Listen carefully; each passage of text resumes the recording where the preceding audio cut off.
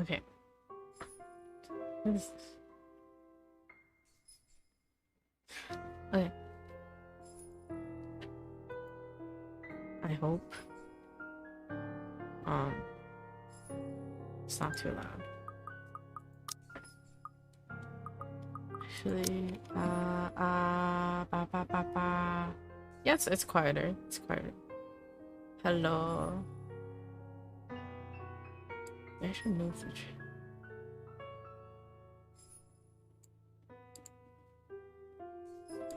Okay, yeah, this should be fine. Oh, Jesus. What the?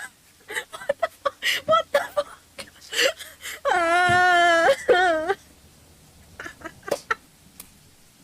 Amazing.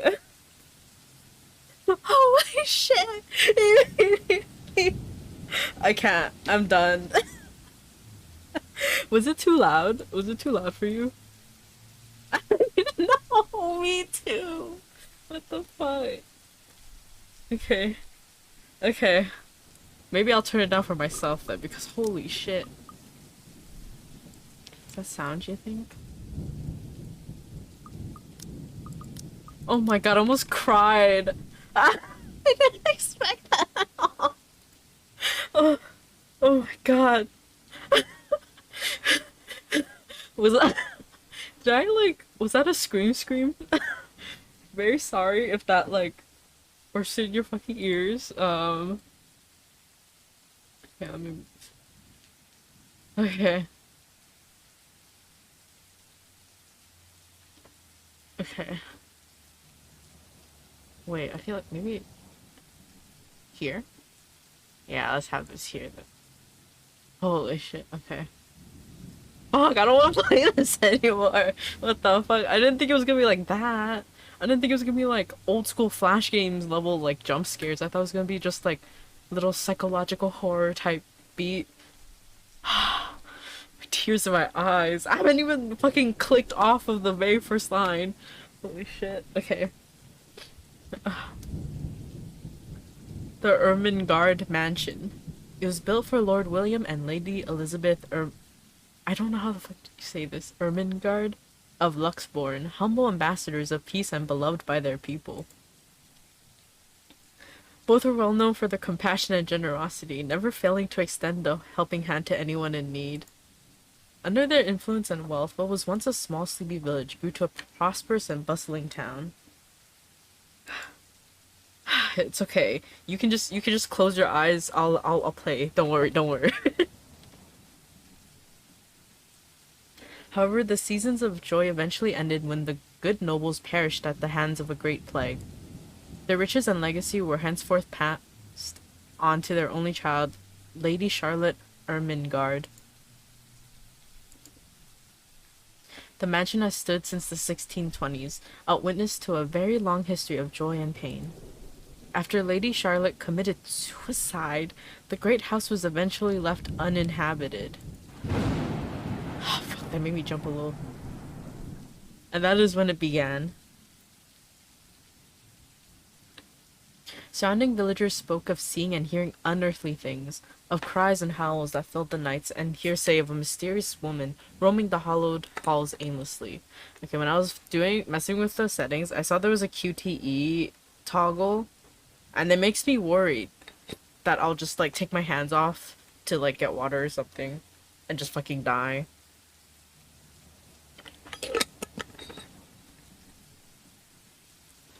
People who dared enter its walls were simply never heard from again. Even after 400 years, these stories remain, much like the house itself. Whispers about the once great house, its legend and its curse, still fall upon the villagers' ears. In spite of this, the current owners are convinced that these stories are nothing more than a hoax. With little regard for the truth, they had Briar Realty Corporation place the property back on sale. Looking like this? They couldn't have, like, cleaned it up a little bit? I know, surprised. Wait, let me see. Yeah, gameplay. Skip QTE. That makes me scared. But we're gonna roll with it. I die, I die. Oh, I already read this. Like Pandora's box, the secrets that lie inside await to be discovered by brave souls. No matter what happens, take care not to be consumed by the curse. I'm gonna just save. I'm scared now every time I click. Good luck, bitch. Okay, thank God. Isabella, I was getting ready. Ooh. Can I decline? Hello? Isabella? Are you there? Where are you? They're British. Oh, it actually counts. A familiar jittery voice comes from the other end. Oh, hey Rose. I'm at St. Goretti High. What's the matter? What do you mean, what's the matter? It's the mansion, silly. I'm here and you're late. Oh, they're here for a whole week? That's not a week, that's more than that. Jeez, we're on shift together. You promised. Oh my Shit. God, please don't tell me you forgot. You were planning on leaving me to check this place out on my own, weren't you? You chickened out. Oh, God, girl. Calm down. You know I take my promises seriously. I'd like to believe that. So hurry up and get here. This place is huge. A bit too quiet since no one's lived here since, like, forever, but beautiful nonetheless. Why are you so surprised? This isn't the first time you've been there. I know. I just wish I could live in a place like this. It really takes my breath away. You were so angry a second ago. Yeah, well, I wouldn't be so sure about that. Not after the rumors that say it's haunted. Yeah. Jeez, never mind those rumors. Ghosts aren't real after all. No, it was on me. I just have the range. And even if they are, which they are not, they can't do anything. They're nothing but spirits. You don't know that. They might be listening or watching right now, and they might not be happy with you enough to curse you. Yeah. The ghosts would be mad at Rose, not me, not Isabella. I'm not there. They can't hear my side of the conversation. No offense, sweetie, but that's a bit of a stretch. Believe it or not, it's better to be careful. Right. You know, not every property we sell will end up with a dead body stuffed in a sofa. Does that imply that you have had a property with a dead body stuffed in a sofa? And I think that mansion is where we'll likely find another one. Another one? Feel it. Girl, you guys are already cursed. Whatever the fuck happened in the last property, you're already cursed. That was one time, Isabella. Loosen up. What do you mean, loosen up? Wait, just get here Also, ASAP, are they please. students? I'm getting bored being here on my own. They're like part-time realtors? What is she doing? Fine, fine. Let me just finish up here. I'll be right there soon. Okay, see you. Bye. What? Are they trying to get like cheap labor by hiring kids? She hangs up before I can respond. Rose, still charming as ever. Who was that? I look up from my phone to see Rebecca, Becca, giving me a questioning look. Oh, that? It's just Rose. Why do I also... I feel like... I think this game was also like low-key a dating sim. But I might be misremembering. Like I might be thinking about a different like horror game. The one who trained you.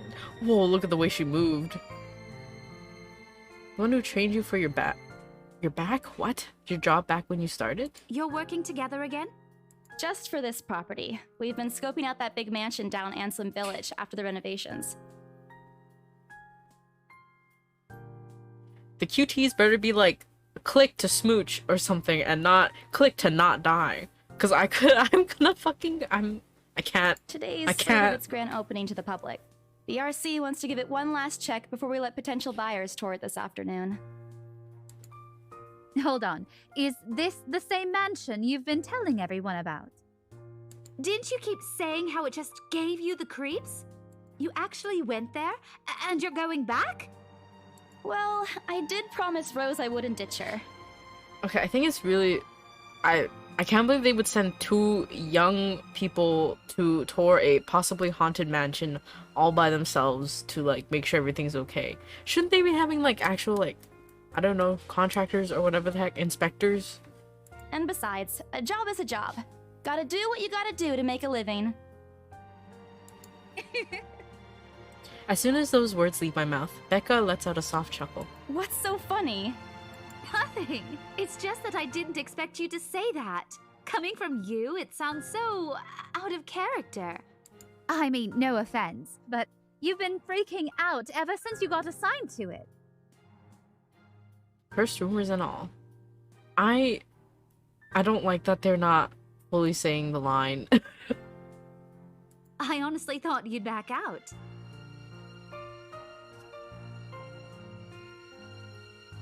Not all the time. Yeah, how much I are they could getting really paid? Use a huge 'Cause- amount of cash right now, and this is just the fastest way to get it. What? You gotta check, like, I don't know, labor laws or something. You gotta check what other people are getting paid, because there's no way they're paying you high schoolers the same amount they're paying actual, like, people trained to do this shit. Plus, listen to this. Briar Realty wants it sold as soon as possible, and the agent who lands the deal is going to get a huge bonus. They never give bonuses like that. Getting that would make life so much easier. They're desperate, I'm desperate, it's perfect. Oh my god, if you're playing Pokemon and just, like, random jump scares happen, it's gonna be so, like, disturbing. A sympathetic look crosses her face. You know, if you're really in urgent need of money, you could have just asked me. Are y'all not kids? Where would you get your money? Your parents? Or Ashton.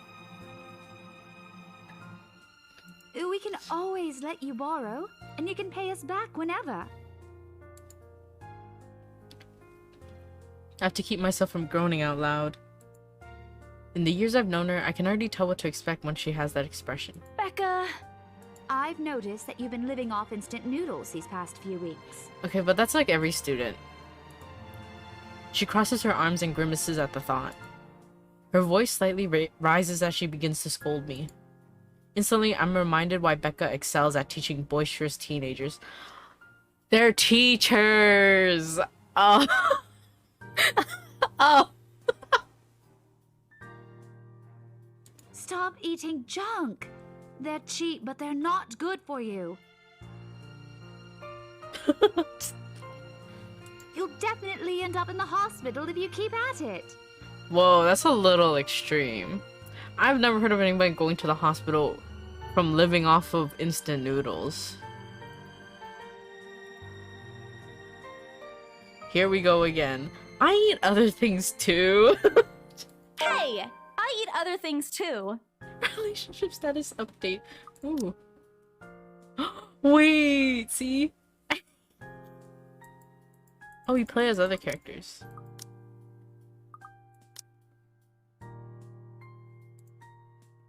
I fold my arms across my chest, mimicking her posture and giving her the best frown I can muster. The same one I'd use with my younger siblings when they're being difficult. Instead, she only raises an eyebrow at me. That's not going to work on me. And I saw it when you were cleaning your flat last week. I'm so confused. Where do these people live? Where is this story located? The instant noodle cups outnumber everything else. You're just exaggerating. Did you even see what's in my cupboard yet? I'm not just living on instant noodles alone. I've got canned beans, peas, tuna, ham, and even hamburgers in there. I don't think you should be putting that in your cupboard though, unless cupboard also means fridge. Becca's wrinkling her nose by the time I get to the end of the small list. She even went a little green on the last one. Oh my god. What's wrong with hamburgers? Is it because you also thought the same thing? Why are you putting them in the cupboard?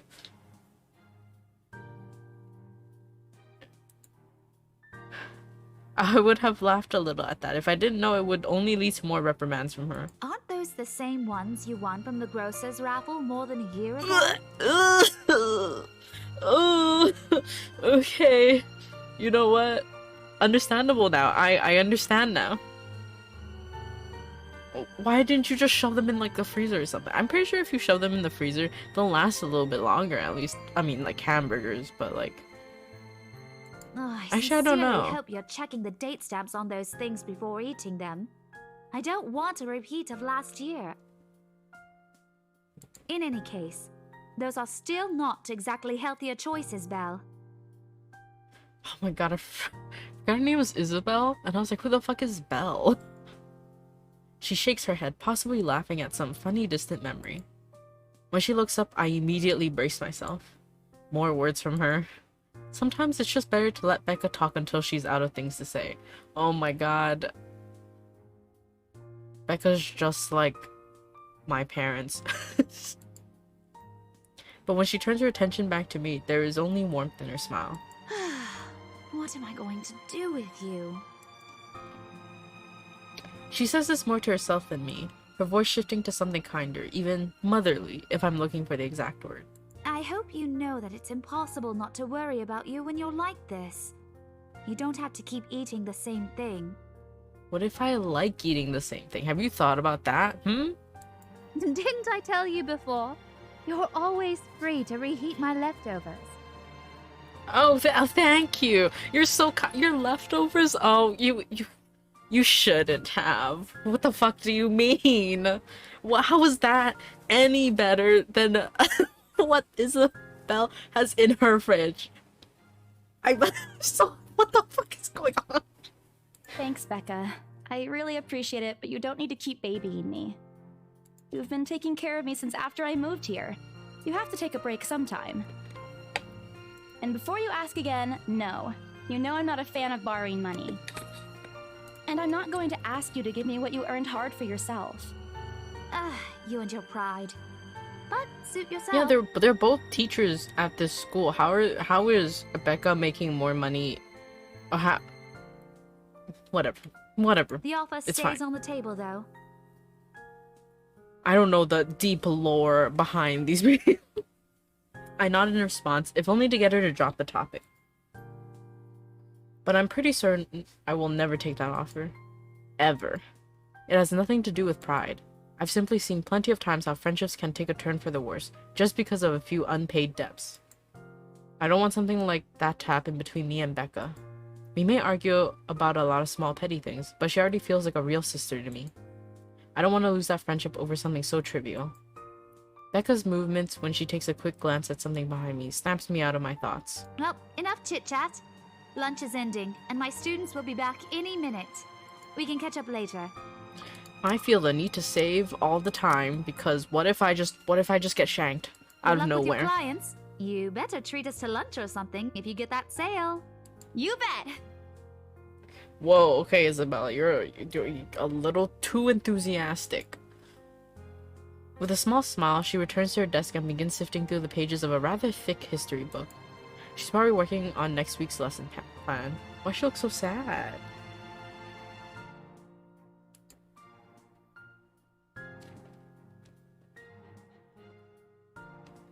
In school.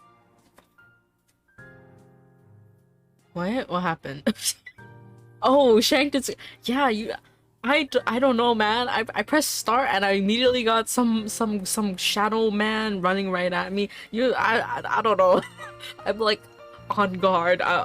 My fists are up and ready. Her eyes are distant. She doesn't seem too attentive to whatever is on the page. As if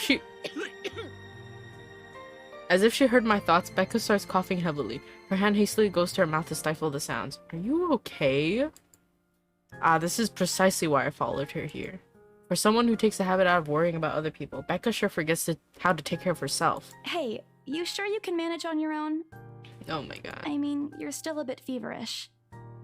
Hush, dear. Don't you worry about me.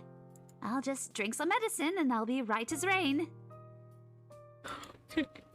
She's so fucking British. I level her with a flat look. She has had a cold for a couple of days now, something about the strange weather not agreeing with her lately. And despite my advice to take a week off and rest, I found her apartment empty when I dropped by this morning. Something's gonna happen to Becca, I feel. I know. She's gonna like trip and fall or something, and then she's gonna have a coughing fit and get stabbed. She even left the medicine her doctor prescribed. SMH, Becca. Look who's being stubborn now. You shouldn't even be working right now. Yeah, what if you fucking spread it to the kids, huh? Have you thought about that, Becca? If not for yourself, think about other people around you. SMH. Seriously, you big baby. I'll be fine. For now, just go to work and stop making that Rose girl wait for you. Oh my god, you right. I'll call you if I still feel bad, and you can come pick me up if it makes you feel any better. Wait, how come?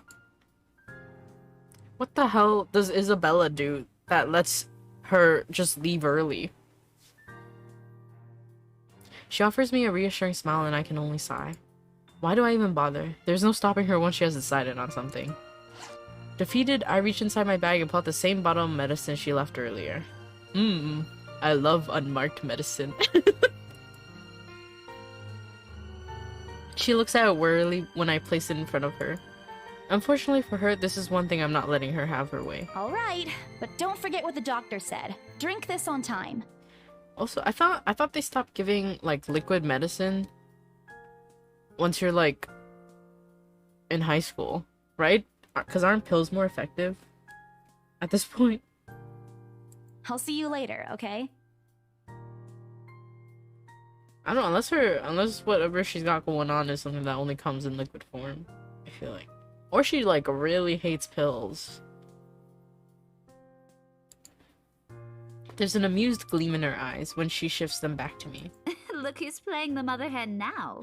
Girl, you are sick. What the fuck do you mean? Okay. I won't tease anymore. Yeah, see, how's Becca stopped liquid medicine? I'll make sure to drink it, Mom. Before I can retort, she casts another look at the clock. I take that as a sign to finally end the conversation and my short visit. With a small wave, I leave her alone to her classroom and her thoughts. I hail a passing taxi to take me to the property as soon as I leave the school grounds. Sir Antiques, Mrs. Flowers, the two genders.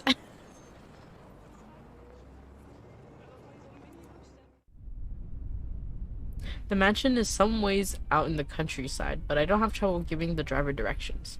Briar Realty Corporation. Apparently everyone in Luxborn City knows of it, including every bit of rumor surrounding the place. In fact, just the mention of its name is enough for locals to give you cautious sidelong glances. I learned that the hard way the first time I commuted there, and it only boosted my belief that there's something more to the house. Even the news of it being renovated and placed back up in the market has caused quite a stir.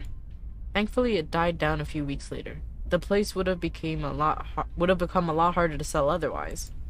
I avert my eyes from the window once the buildings shrink in the distance.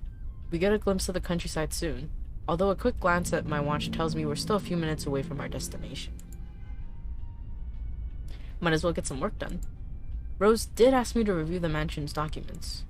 I already looked them over last night, but you never know when things may go wrong. Life has ways of messing things up like that. Halfway through reading the papers, my phone rings again. I pick it up without looking, neatly tucking it between my ear and shoulder. It's probably just Rose again anyway. Rose? Guess again. Who's this emo-looking motherfucker? That voice. Ash. Bingo. Hey, what's up? Just checking if you're still cool later this evening. Ashton? Do you say it as Ashton? Because I've always said it as Ashton. But Ricky pointed out that when I say it like that, it sounds like I'm saying ass chin. and now I'm self-conscious. Ashton. Ashton.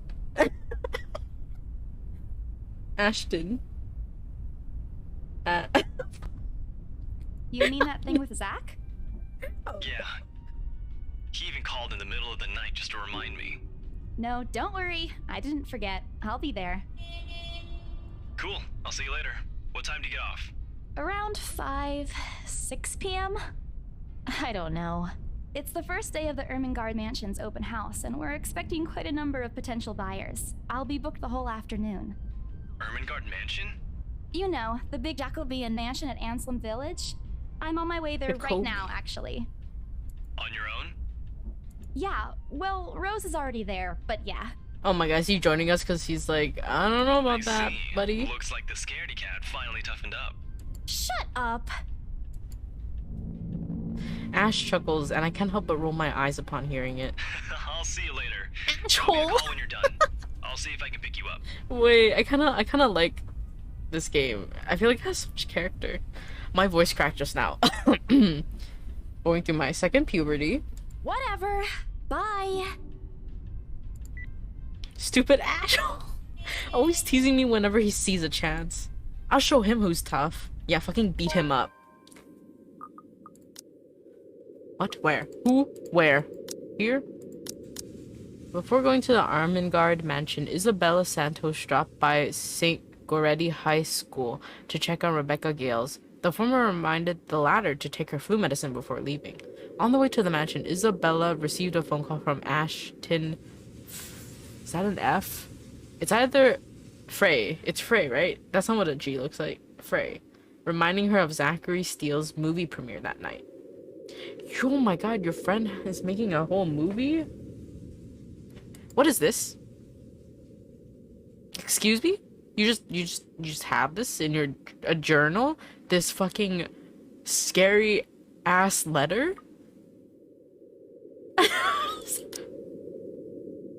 Ooh. Maria Isabella Grace Cruz Santos. She's a Gemini, 26 years old, 5'2". Oh, we stand a short queen. She's Filipino. State agent, Roman Catholic. Fine arts undergraduate. Cinnamon rolls, dogs, food, police procedural dramas, and teleseries, comedies, and karaoke. Nice. She is the third child among 7. Holy. Daughter of a laundrywoman and a jeepney driver. She went to a public school and was an average student, but took to art easily. Eventually, she pursued a degree in fine arts as encouraged by her father. However, when the man was diagnosed with a terminal illness, she had to stop studying to make Aww. What a good kid. It was Isabella's aunt who helped her get work overseas in order to earn more money than any local job could get her. Rose Cooper became her mentor as soon as she started as an agent at BRC. It's been 5 years since she met her neighbor Rebecca. She met Ashton during an unfortunate incident involving her first sale at Devlin Court, and later Zachary through him. So are they in the UK then? It takes... Oh, I'm gonna save, because you never know. It takes a few more minutes until I finally reach the infamous mansion. I have to admit, the entire property does look wonderful from the outside. Yet despite all of this, it does nothing to hide that something is just wrong. The surrounding area is unusually silent, and only the rustling of the leaves can be heard as the occasional breeze passes. While Anselm village is just a few miles away, everybody keeps their distance on purpose. Perhaps out of fear, the horror of falling under the mansion's curse. Somehow it makes me feel sad. The lack of immediate human presence just makes this place all the more eerie than it has any right to be. If it's uncanny in broad daylight, I can't imagine how this place looks at night.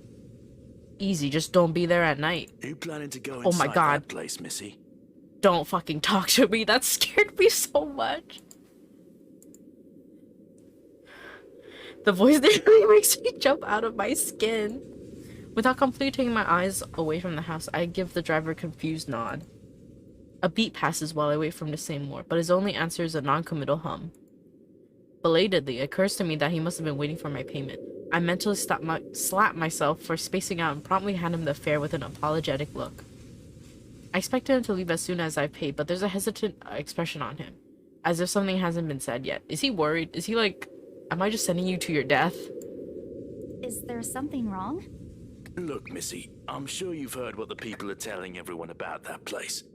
Nobody likes to be disturbed when they're at peace, and I'm pretty sure whatever they say is in that house doesn't want to either. If they're in the UK, how come Ashton also sounds pretty American? I admit they did a good job fixing it up, but there must have been a reason why even distant relatives of the family who used to own the house never lived in there despite inheriting it. No wonder they wanted to get rid of it. Maybe they just didn't like it? Oh, you sound so scared. You should be. You never know. I'm just expecting to see something like pop up in like the windows or something. He drives off after, but what he said has left a foreboding feeling in my gut. I breathe out a heavy sigh as I approach the house. After hearing enough of the rumors, I should have expected the conversation to take that turn. But I'm already here. Backing out is completely out of the question. It's not like I have a choice anyway. If I want to get that bonus and commission, one way or another, I've got to sell this property. The door is ajar when I get to it, however, while my own copy of the keys dangle uselessly in my hand. Rose must have left it open when she arrived. Or something else. That's weird. We may be the only people here this early, but I've never known her as someone careless. Oh my god, a ghost snuck in. Entering what greets me inside leaves me gaping. Why is the chandelier already moving on its own?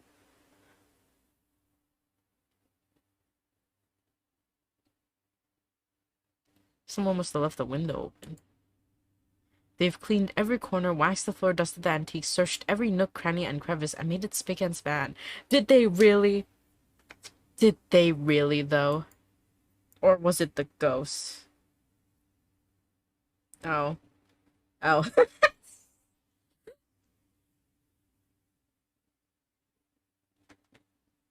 Me trying to find ghosts in every single fucking thing in the house. But no matter how hard they try, the mansion still looks as soulless as ever. Okay, well. I feel like that's a bit of a reach. This looks nice if I didn't know it was attached to a cursed mansion. As though it's going to eat you alive. Girl, you're already making shit up. You gotta go. I don't think you're mentally well for this place. If you ask me, they should have just listened to what other people have been telling them and leave this place alone. Some things in this world are better left alone, never to be disturbed ever again. Rose? I call out. Rose, I'm here. Where are you? Why don't you just call her? My voice echoes softly through the hallways. Oh, who am I kidding? In a place this big, I don't think she'll hear me no matter how deafening the silence is. She could be all the way on the other side of the property for all I know. Quickly, I reach for my phone and dial her number. But the number you have dialed has not been recognized. Please check and try again. what do you mean has not been recognized? We were just talking a while ago. It's not like she was eaten by the house, right? Or maybe the ghost did hear us talking and spirited her away, right? Right? No, Isabella, don't be ridiculous. She probably just wandered deeper into the house and lost signal or something. I dial her again, hoping the call will connect this time. Her moving the phone up kind of scared me. The number you have dialed has not been Oh my god, recognized. if one of the jump scares is eventually her pulling down the phone and then something's like right behind it, I'm fucking pissing and shitting. I would quit. Oh boy. I have a very bad feeling about this. Then leave. Rose? If you can hear me, please come out. Oh my god, did you hear that? There's an echo. There's an echo in the game. Come on, Rose. This isn't funny. You know this place gives me the creeps. Oh my god, whoever did the sound design put their whole pussy into it. No answer. This isn't going to work. The place is big. She could be anywhere. I need to start looking for her. Or you need to leave, call the police or something. I don't know. Get some friends. Get a part. Isn't this open house or something? Why is there nobody here? I think that's already the first sign sus. I take a deep breath before venturing deeper into the mansion. No. I didn't see nothing, but no, I don't think so. Taking a couple steps forward, I noticed something moving above the grand staircase. These fucking sounds are scaring me. There's nothing even happening and I got scared. Okay.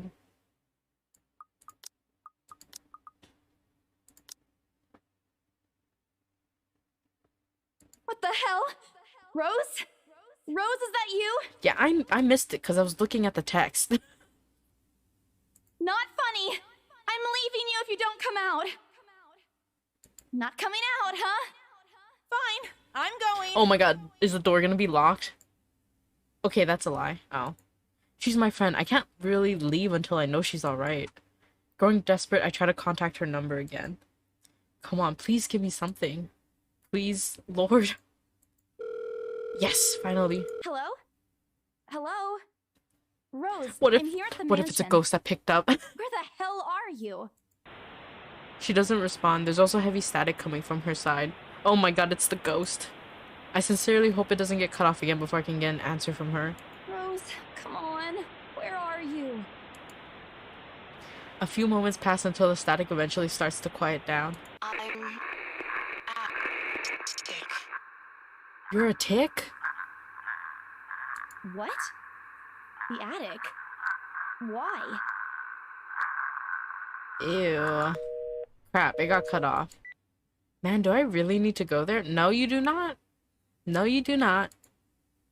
With how deep inside the mansion the attic is, there's barely any signal there. No wonder I can't contact her. But why is she there? Out of all places, she just has to make me go fetch her in the creepiest room of this place.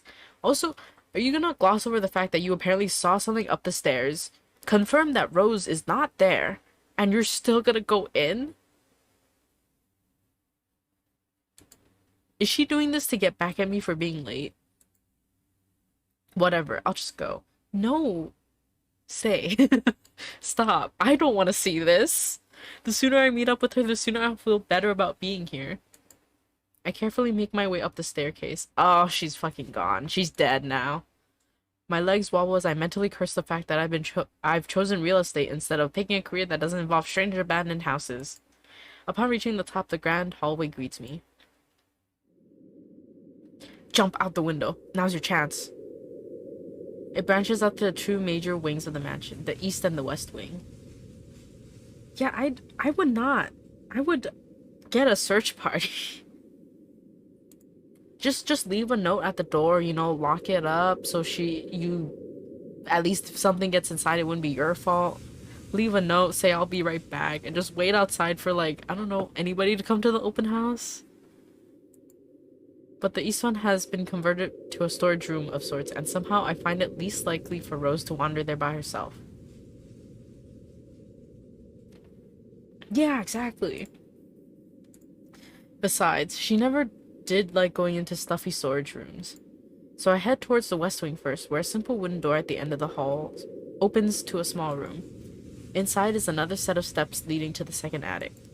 Unlike the grand staircase though, the stairs to the attic are steep and narrow, made of old stones and covered with a thick coating of dust that kicks up into the air with every step. Thank God it's still daytime. If it wasn't for the light streaming through the door behind me, I might easily stumble and fall. With how old the place is, there are no light fixtures to illuminate the cramped passage up. There's no light fixtures. Are these not... These don't look like they hold, like, candles, though. Or this. Huh? Why they didn't bother to add... Oh. Duh. I just gotta... Sorry, gotta hit myself there, sorry. Sheesh. They did it with the rest of the house. Never do that again. A small bedroom welcomes me at the end. It looks exactly as it did since the last time I've been here. Full of dust, worn out, and faded by time. I don't like this music.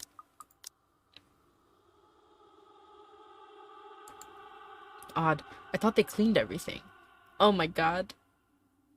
The ghost spiders were at it. Did the crew miss this room? Cleanliness is the least of my concerns right now. The more pressing matter is Rose. She's not here. Was I dreaming when I talked to her a while ago? Did I mishear her? No. It couldn't have been a dream. After all, the creepy ambiance of this estate is doing such a remarkable job of making sure I stay alert and awake. And I'm sure she said she's here. Is this a prank? Or maybe the phone call was Rose's last message to me before the curse got to her. Shut up, Brain. You are not helping. Don't make this scarier than it already is. But if she's not here, then where is she? Stop. I'm covering my face. What the hell was that? That's it. I can't do this anymore. Switch died? Oh no. Okay, you're suffering with me. That's good. I'm leaving. We must have angered the spirits living here. I knew disturbing this mansion was a bad idea, right from the very start. But nobody listened. Be fucking realistic, they said. They think I'm cuckoo because I believe in curses and ghosts and all that. Me and my outlandish backwater country beliefs. I've always strived to be a model employee, but not this time, no. I'm turning back for the sake of my sanity. Briar Realty can find another agent who is more fucking realistic to tour people around this haunted house. Before leaving, I take one last look at the gloomy old room. Oh, girl, don't do that. Just to check. Oh, no, I'm covering. Huh? What's this? My worries about Rose's whereabouts must have caused me to miss it when I first entered the room. But there's clearly something on the floor. It looks like... A letter? lying on the ground just a couple of inches away from my feet. Out of sheer curiosity, I lean down and pick it up. Oh no, you touch it, you're cursed. You touch it, you're cursed. Ah! I don't like this. I don't like this. I don't like this. I don't like this. Get away from everything. Leave. Jump out the window. I don't know. Strange. I don't recall seeing this last time I was here. Oh my god, something's gonna fucking jump out. Something's gonna fucking jump. I don't like when you see the underneath. Yeah! I don't like this. Okay. Covering my eyes. A few days back, me and a few other agents inspected the mansion to prepare for today. I had been the last to look inside the attic and leave, and this certainly hadn't been here before. Someone must have left it in this room since then. Did Rose leave this for me? Was she here a while ago? I couldn't have missed her though, could I? There's only one set of stairs leading to the attic. Yeah, just pick it up, leave. The letter isn't exactly in pristine condition. In fact, it looks rather ancient. The paper is so thin and rough, I'm worried it'll fall apart if I so much as touch it. Touch it. It's also like a musty, dusty place too. Why would you willingly just sit here? But with great care, I open it and read what... But when what I read shakes me to my core, me right now. I'm shooken to my very core. Please fucking leave.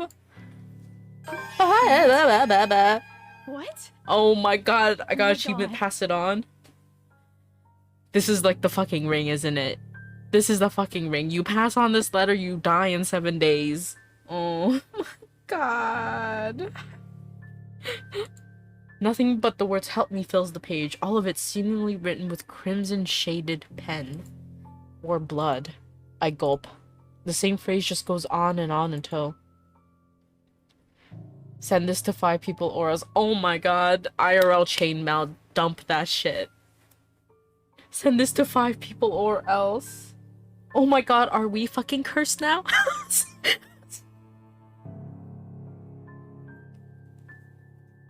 Send this to 5 people or else. Oh, thank you. Thanks for reading it. I'm gonna drink some water while I'm at this terrifying screen.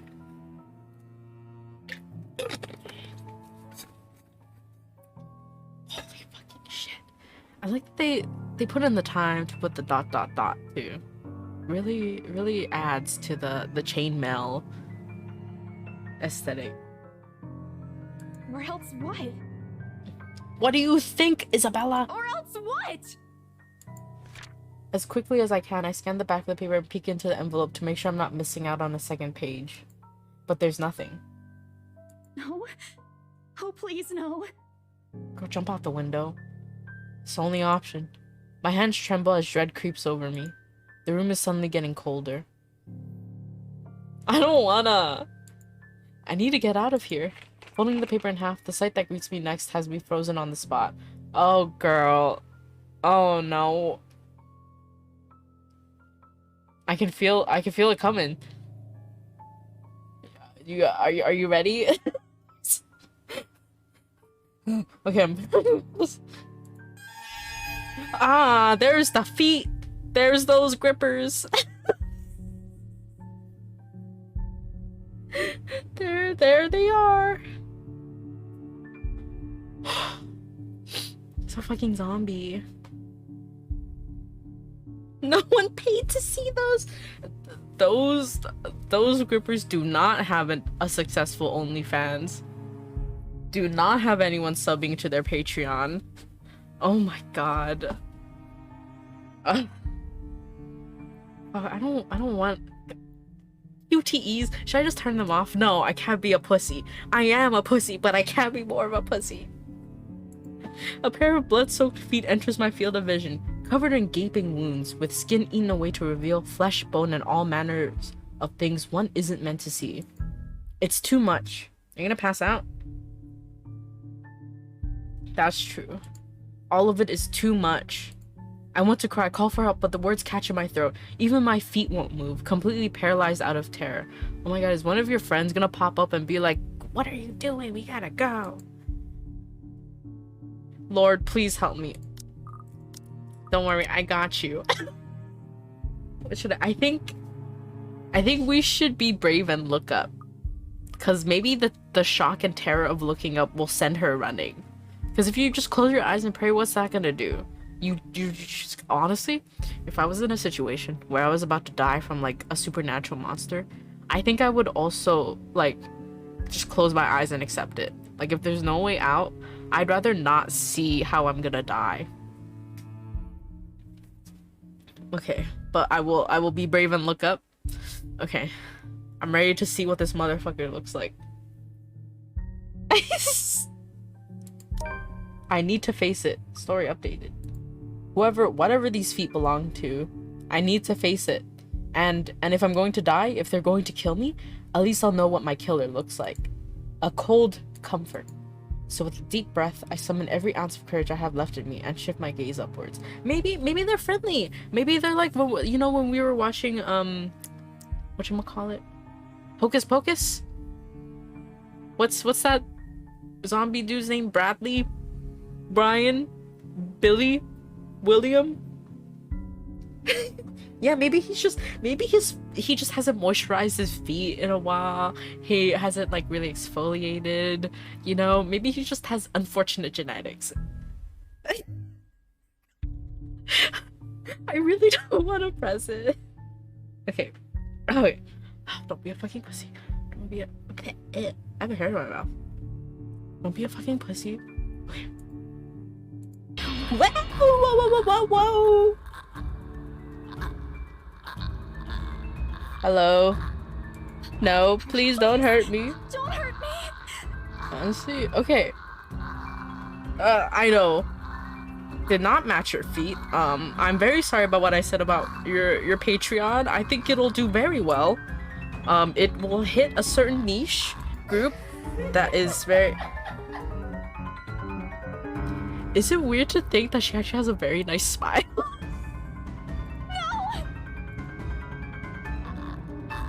Without thinking, I scrambled towards the door. What happened? Oh no, your ankle, ma'am. Are you okay? I struggle to open it, but it won't budge. Stay away! Go away! Please, Lord! Make it go away! Why now? Why won't it open now? I think you could beat the shit out of her. I don't know why, but I feel like Isabella must have been like a gym teacher or something with the way she's dressing. My heart sinks as reality dawns in. I'm locked in with that thing. Oh, she doesn't work at the school. She only went to visit her friend. Yeah. I'm stalling right now. Let me out! Let me out! Lord, please, let me out! Oh my god, the voice actress really put her whole heart into this. It slowly approaches me as I wrench the doorknob violently back and forth. No! Get the fuck! No. Oh, yes. Did you hear my keyboard? Oh my god, I'm sweating. The door finally swings open and I couldn't have been happier. Okay, if that's all the QTEs are, I could do them. I could do that. If it's just mashing Z, I could do that. Wasting no time, I leap out the door and don't look back. Leap out the window too while you're at it. I think that's how you really get away. My feet pound against the floor in rhythm with the loud, fast beating of my heart. By the time I run past the hallway and find myself atop the grand staircase, my chest feels so tight like it's going to burst. But that's nothing compared to the feeling of hope the sight of the exit gives me. Oh, it's locked, isn't it? It's locked. Racing down the stairs, a breathy laugh escapes me, and my shoe slips and I find myself falling. Oh my god, girl. Until my back hits the ground and pain racks my body. Oh my fucking god. Why? My head grows fuzzy and my vision dims as I fight to stay conscious. No. Go away. A friend's gonna pop up, right? Because aren't they all in there? Or something? The last thing I see are those feet before all I know is darkness. Feet.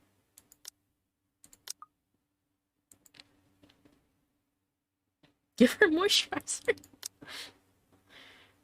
Okay, new entry. While looking for a missing co-agent, Isabella Santos found a mysterious letter in the Armengard's mansion attic. Driven to fear by what she read inside, thinking it's the place's curse at work, she hurried to leave the place, only to meet... Yes? Okay. Okay, we did good. Ah, don't fuck with me. I'm closing my eyes. A buzz breaks the silence. Okay, thank God. I start to rouse, pulled into consciousness against my own will. I've never felt this tired before. I just want to sleep, but the insistent buzzing, poking, and prodding isn't letting me. Oh, it's her friends, right? My old mattress may not be the comfiest of places, but that doesn't make me any more eager to wake up. 5 more minutes, Becca. I swat away at what is nudging persistently at my side. Come on. Can't I just get a few extra minutes of sleep today? I promise I'll work hard once I'm up. A hand lightly taps my cheek, and something cold is suddenly being pressed at the back of my head. The icy sensation slowly spreads through the area, giving me an uncomfortable feeling.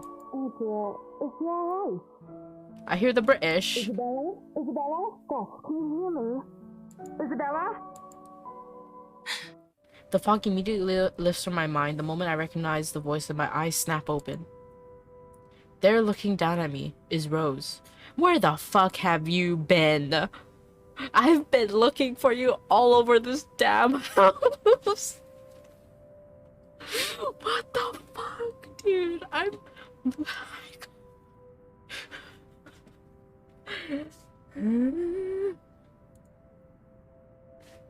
Another woman loiters beside her, but my attention is too focused on my co-agent to even ask why there's someone else with her. Rose's posture just screams worry, although she's keeping a straight face, or trying at least. I can't help but feel bad for making her fret. What do you mean you feel bad? Girl, you almost died. I'm so... What? What is her...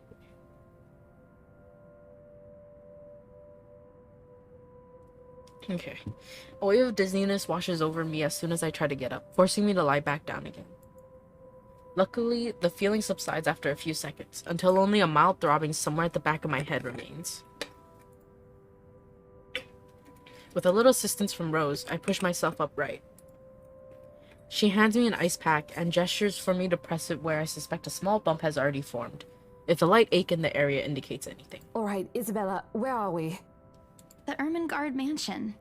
Why? Oh my god, are you concussed? Ow, my head. Not the concussy. And the date today? October 21st? Rose. Last one. Can you count to 15 in reverse order? 15, 14, 13, 12 teen. No, that's wrong. Why are we doing this? She's just checked if your injury is in any way serious. This time I curiously regard the woman standing beside Rose. It's impossible to overlook her, what with the way she towers over us. And here I thought Rose is already tall. Who is she anyway? One of the remaining cleaning crews? But with how primly dressed she is, I don't think anyone would want to clean in a suit, an expensive suit at that. The gloves alone must have already cost a fortune. Her eyes slowly shift between me and Rose, considering us with an almost unreadable expression, before she finally fixes a sharp gaze on me. I can't help but fold my arms protectively over myself as she does so. She may be far from a cleaning crew, but she certainly looks like our supervisor during evaluation. Just do it, please. I eye them both warily, but recite everything she has asked. Rose releases a breath of release once I'm done. Relief? Scared me for a moment Release! there. I was about to Sorry. call for an ambulance. Are you all right? Exasperation soon replaces the dull ache. The memory's a little fuzzy, but the attic and... There was someone, Rose. In the attic. Someone? You mean a client? Oh, that's unlikely. It's probably just one of the cleaning crews. The boss sent a few of them back this morning for some last minute... No, not any of those. I'm not actually sure. You say you saw a ghost, a monster, Wait, I don't know. didn't I call you? You said you were in the attic when you answered. That's why I went there in the first place. Both Rose and the lady look at me like I've just grown another head. Did I say something weird? Rose quickly casts an apologetic smile at the woman before the awkward silence stretches any further. It's her saleswoman smile, the same one she taught me back when I was still her trainee. I should show this to troublesome clients or just avoid trouble in general, she advised. It's also the same one she gives me when I've done something particularly absurd that may also cause us to lose a potential sale. Her eyes are serious when she turns back to me. She takes both of my shoulders, gently squeezes it, and with as much patience she can muster. As much as I'd love to have gotten at least a heads up of your arrival, I didn't really get a call from you.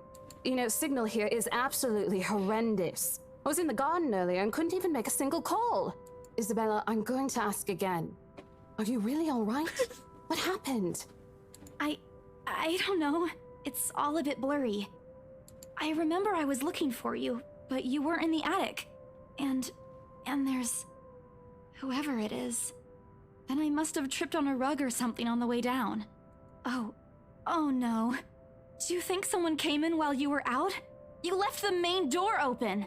We are so going to get into big trouble if something gets stolen, Rose. Perhaps it is a concussion. Are you sure you feel fine? We could still call for an ambulance. I could cover for you. I wouldn't even be here. No, I'm fine. I'm okay, Why Rose. would you I can still work. choose to work after all that shit that you've been through? I don't understand.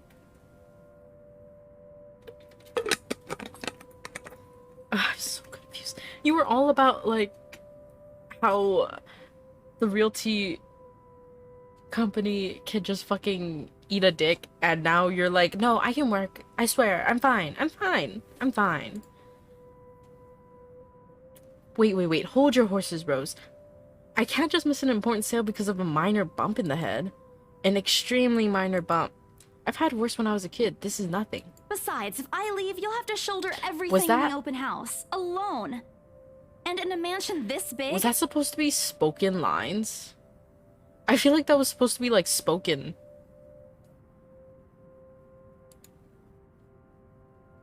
Well, there's also the part where I may lose that bonus BRC promise, but that's completely beside the point.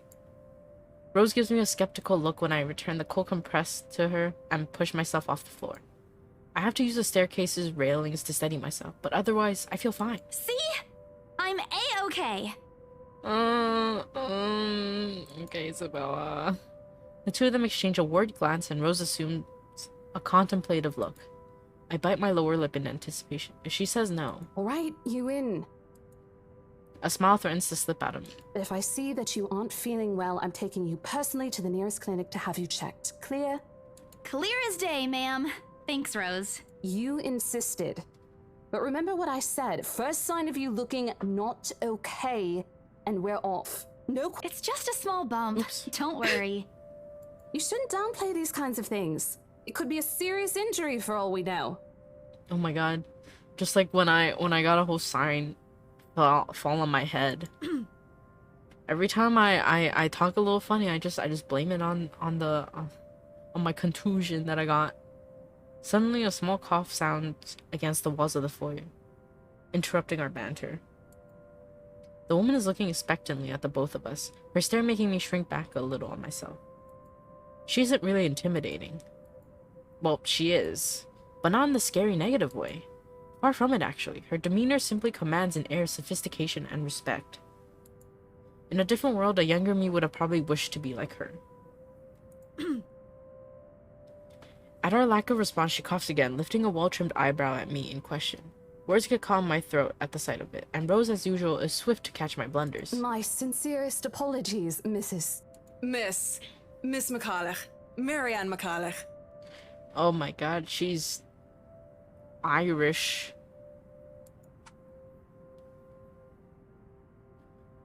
She hands Rose her business card. Charlie Rose Designs, interior designer.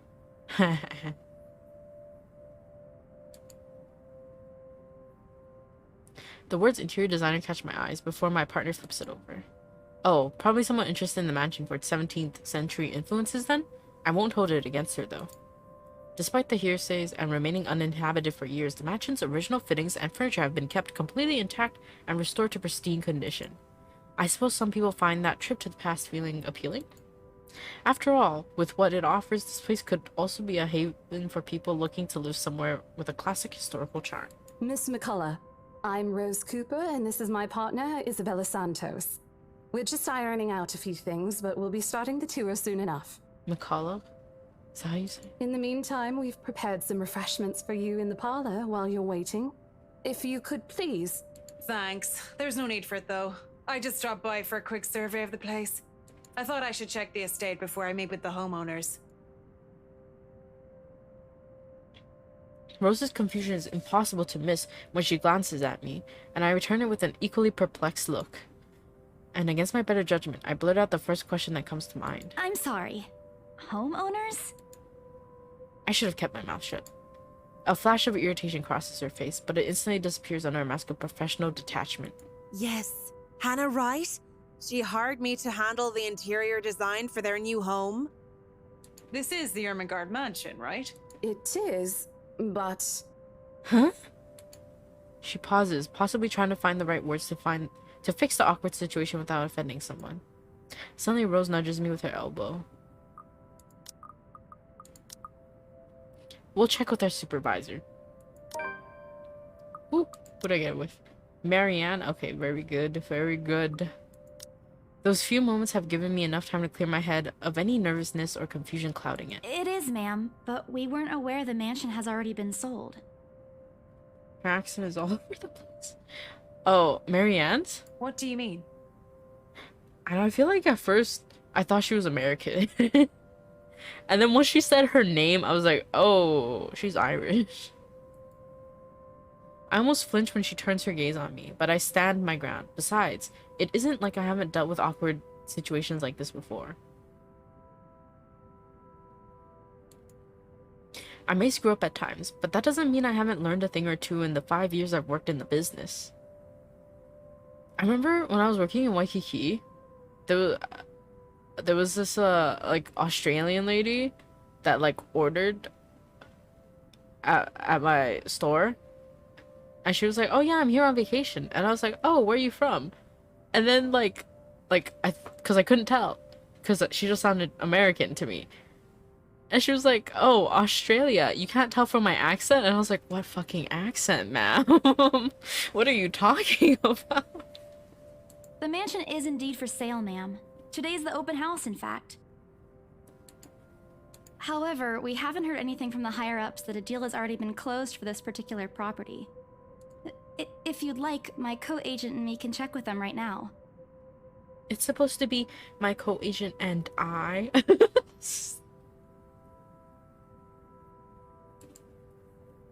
She nods, seemingly in deep thought after I finished. She appears to be a reasonable person, anyway. Given the proper explanation, she'd surely understand. I thought something looked odd. Excuse me, I need to call my secretary. Thank you for your assistance, Miss Santos. With a slight wave of her hand, she leaves us. That seems to be the end of it. Both Rose and I breathe a sigh of relief. Disaster averted. I also don't miss the thumbs up she gives me for doing a good job, and I can't help but swell with pride. Still, I've already prepared myself to dial the number to our Luxborn office and check even if she didn't ask for it. I will be very frustrated if, for some reason, something has already been decided without my or Rose's knowledge. That's a whole new level of unfair. We've been working hard on this. Moments later, Miss McCullough returns, looking a little frustrated, but with an apology clear in her face. Oh, she's kind of cute. I feel a little sorry for her having to go through all this trouble. There seems to have been a little misunderstanding with my client. If you'll allow it, I'd like to stay and wait for them here. Please, the more the merrier, so I don't fucking run into that fucking monster again. I was informed they'll be dropping by for the open house today. I figured it'd be a waste to just leave after that long drive. I might as well meet him here. Certainly. You could stay at the parlor in the meantime, ma'am. I'm sure it won't be long before our guests arrive. And, Isabella? I left a few documents in my car. You know where I keep those. Can you please get it for me? Oh my god, I'm gonna get fucking grabbed in the car. Rose takes a glance at her wristwatch before tossing me a set of keys. And hurry! We've still got a few minutes to double check those papers. Okay, got it. The two of them disappear before behind the parlor's door. Rose Cooper, along with a woman who introduces herself as Marianne McCullough, found Isabella Santos lying unconscious in the mansion's foyer before the open house to start. Unable to recall what happened prior, Isabella insisted on working, despite her co-agent's worries about her well-being. Terrifying. Their departure brings with it a stillness to keep me company, neither welcoming nor comforting. Alone like this, it's impossible not to think of what really happened. Saving again. I wish the memory isn't as elusive as it normally is. Then again, Rose already said she didn't receive any call from me. Was it just paranoia? A temporary lapse after having heard all those tales about this place? Probably. No! This is how you die. I want to think of it as such. Better to think of it as such, so I can work in peace. Except a small part of my mind begs to differ. And if I'm going to be completely honest with myself, I want nothing more than to leave this place as soon as possible. I don't know what's in this house, and I don't want to know. The keys Rose have just handed me dig into my palm, its jagged edges creating shallow ridges on my skin from how hard I'm clutching it. It's a reminder of what I still need to do and why I've taken this job in the first place. Hugging my blazer close to my body, I exit the house to get what Rose has asked of me. Just a few more hours, Isabella. Sell the house, get the money. Oh my what the hell was that? No way. No way, you're still... What was that? Because it can't have been from our point of view. Because if it was from Isabella's point of view, she would have just... she would have booked it. I'm pretty sure. A flock of people have already gathered in the mansion's front yard by the time we officially open the doors. Oh my god. I would honestly feel better if all of them got trapped in the house with me. I don't want to suffer alone. I'm bringing you bitches down with me. I'm not sure whether I should feel baffled or underdressed standing in their presence. Men and women of wealth and status, all dressed to the nines in fancy suits and lovely dresses of varying colors, compose the medium-sized crowd. Their necks, arms, and fingers are adorned with silver and gold, glinting in the afternoon sun. Some even have ridiculously fancy feathered hats on their heads. I really hope there aren't any magpies living nearby like in the stories. Those birds will have a field day in this. They are murmuring about among themselves, looking at the estate's facade appraisingly, with some argue about whose mansion has the superior architecture.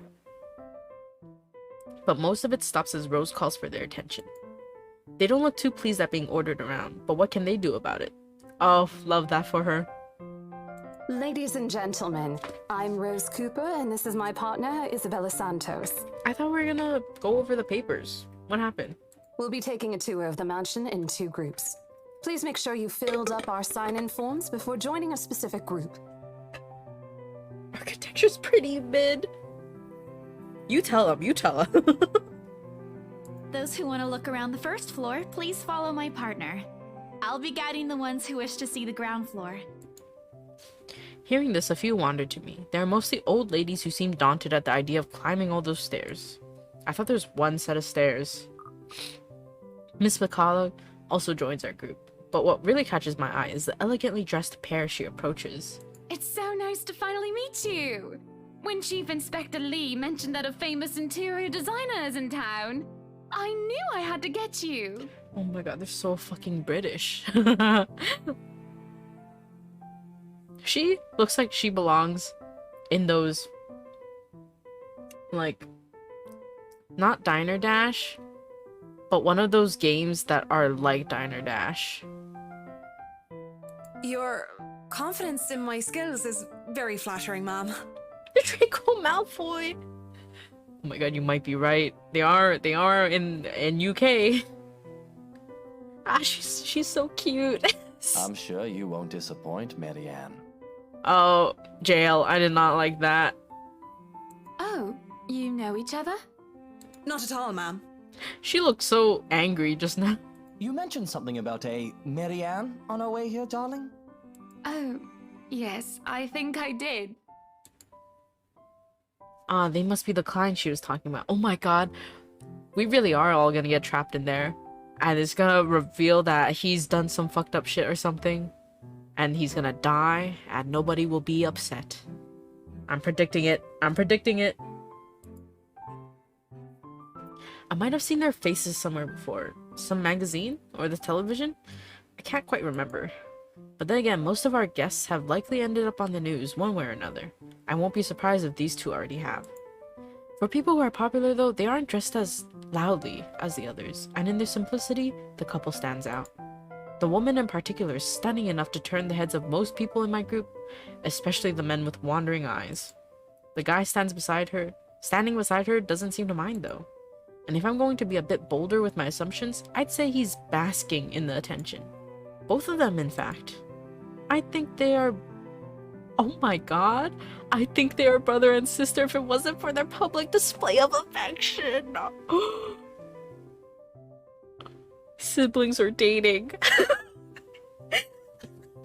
Oh my god. The matching rings on their fingers just cement the fact that they are indeed a couple. Why are you able to see into it like this? My only sunshine. Okay. Whatever. Couple or not, what's important is we get this deal closed before the current owners can even think of canceling the listing. I just hope one of the people in my or Rose's group is brave and generous enough to buy this mansion. And so with papers in hand, I lead the way. Oh, what else? Today marked the open house of the infamous Ermengarde Mansion. Open to the public for the first time in years, Luxborn's most esteemed and prominent personalities gathered to catch a glimpse of the 17th century property, including Luxborn's most well-known couple, Luke and Hannah Wright. Every time it says Ermengarde, I keep wanting to say Ermengarde, like the old-ass meme. When they aren't whispering among themselves or going ooh and ah over one thing or another, they ask questions. From how the restoration process went to the history of the place, I answer them all, more than happy to talk about the art pieces and architecture mostly. However, I'm careful not to mention anything about the urban legend. Not a good material for sales talk, even if the entire population of Luxborn knows about it. Some of the furnishings here are actually the 17th century originals, all of which have undergone a painstaking restoration process just to return its original beauty. Even the glass thing. Colorful ones. Oh, I don't know, but you get the idea, I hope. Stained glass? Especially that one, ma'am. It is said to be a gift commissioned by the fiancé of Lady Charlotte Ermengarde. The mansion's current owners have specifically requested that the restoration crew take great care in handling it. It's a priceless work of art and the most distinctive feature of the mansion. By the time I stop talking, her attention is already elsewhere. Isn't this place wonderful, darling? I told you it's not a total waste of your time. I don't know. Isn't it a bit too small? We might have to break a wall down to have more room. What? Well, I think it is just right. Don't you think so, Marianne? It is splendid, Mom. Story updated. What? But isn't it a little too early to make plans when no deal has been signed yet? Never mind that. It isn't going to be a problem. We've got a wonderful legal team to handle everything. Start taking notes, though. I think I've got a few things I want changed before we move in. True.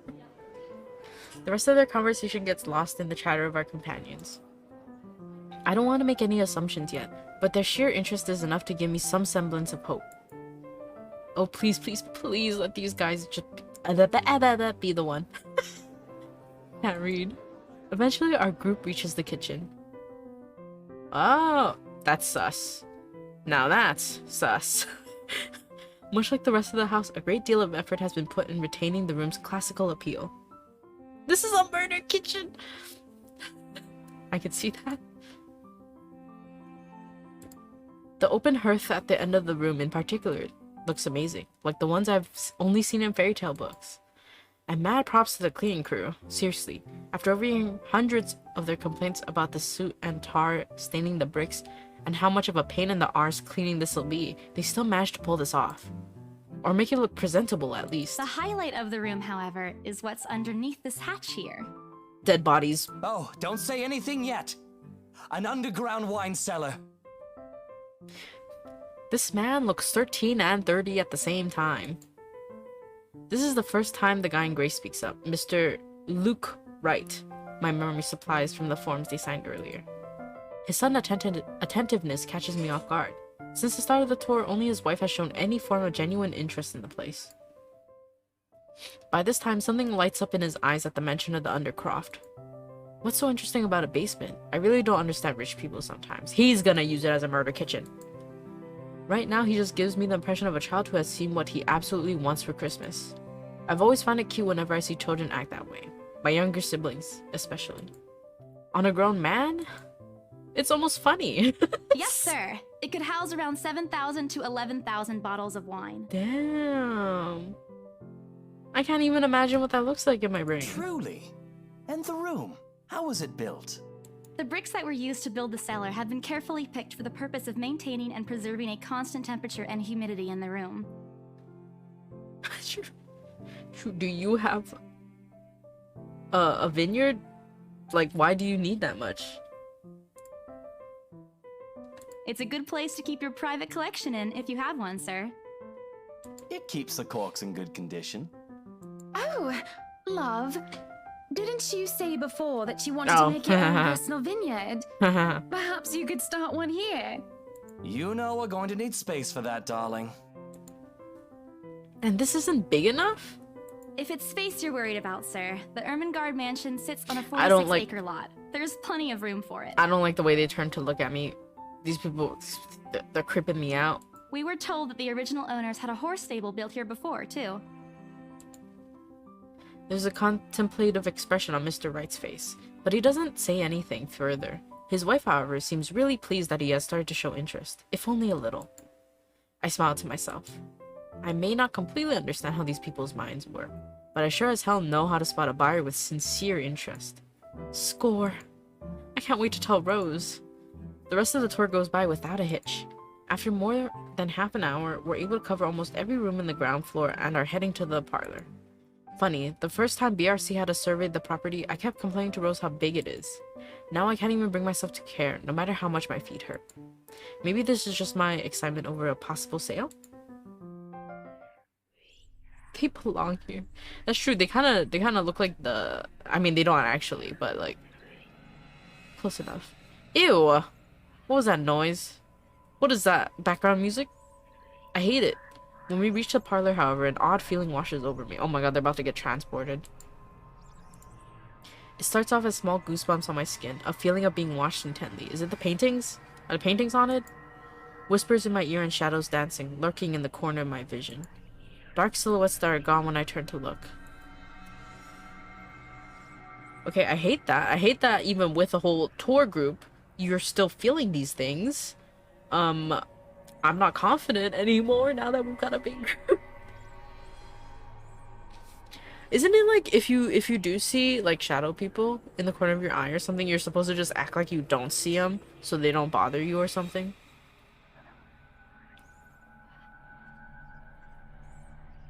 A chill settles down my spine, making me feel sick, and I start to break out in cold sweat.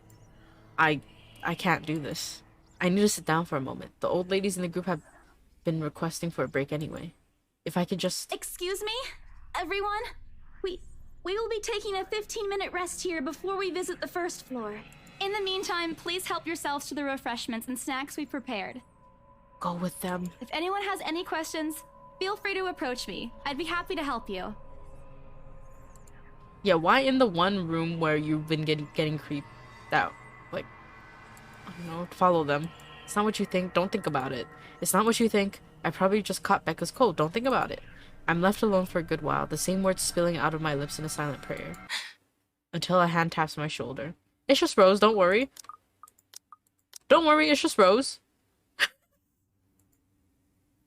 I'm covering my screen. Hello. Oh, thank You God. there? Oh, thank God. That's terrifying. Imagine being with a whole party and you're still, like, getting chills and shit. That's terrifying. Okay, it's better than Draco. I would hate that man. I don't like him. Don't like him. Don't like his eyes. Hello. Oh, she already read it. I don't have to put on my fake British accent. We're safe. We're safe another day. Yes, ma'am? Oh, look at you. Having to show a group around a mansion this big must be exhausting. Are you making fun of me? Not a problem, ma'am. I'm just doing my job. What a hard worker. Anyway, Isabel, right? Isabella, actually. But Oh. yes, what can I help you I think with, I called ma'am? her Isabel on accident a few times too. Please, just Hana. Call me Hana. I just wanted to ask, how soon are we able to move in? Now. Take it from me. Take it. The sooner you buy it, the faster I can leave. My brain completely stops. The sick feeling plaguing me is suddenly gone, replaced by utter bewilderment. Oh my God. Is this a joke? She looks at me expectantly as I struggle to come up with an answer. Maybe they don't know about the shit happening that happens here. Wait, ma'am, you see... Yeah, that's true. But we haven't even negotiated a price yet, ma'am. We haven't even finished touring the rest of the mansion. That's true. Isabella should know by now. Rich people be wildin'. A sale would be great and all, but... She stops me from speaking any further and puts a hand on my shoulder. For a moment, with her tight smile, she looks as if she has tasted a particularly sour lemon. Oh, please, sweetie, don't insult me. Money is not a problem. And, just between you and me, this place is better off with us than with some old lady who will probably just fill it up with cats. Okay, first of all, nothing wrong with an old lady with cats. Nothing wrong with the cat lady. Secondly, you're right. I'd rather you guys be here with whatever the fuck bad juju is going on than some poor old lady. You take it. Take the house. Take the house. Personally don't think there's anything wrong with having cats here, ma'am Hana. I'm sure there's more than enough space here if you want pets. I'm gonna take a break and go to the bathroom. I'll be back. I don't want to leave it on this screen because for some reason I feel like something's gonna pop out at me. But I'll be back. I'll be back.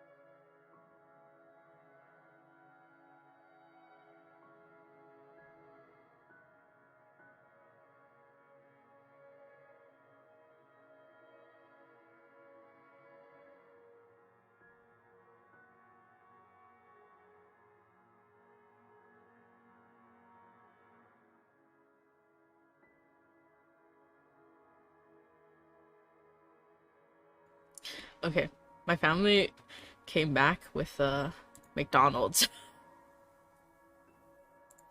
So I have soda. Oh, my jaw just cracked. Perhaps I'm still not feeling well, but really, what's wrong with cats?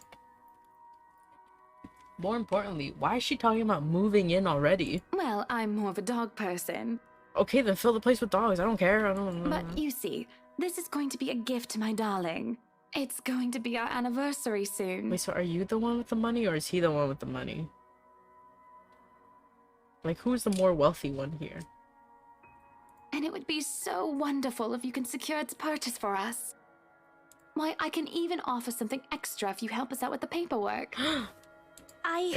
We actually have a process for this, ma'am. I don't really think that would be necessary or appropriate. And just what are you two lovely ladies talking about here? Leaving me and our lovely interior designer to talk here by ourselves. I hate you. What would the people think, darling? What? What would they think? Huh? They wouldn't think anything. Oh, it's Weirdo. just small talk, love. I was asking if she could help me with the paperwork. I try not to wince when her nails dig into my shoulder. Oh my god. Oh, do you not have anything to eat?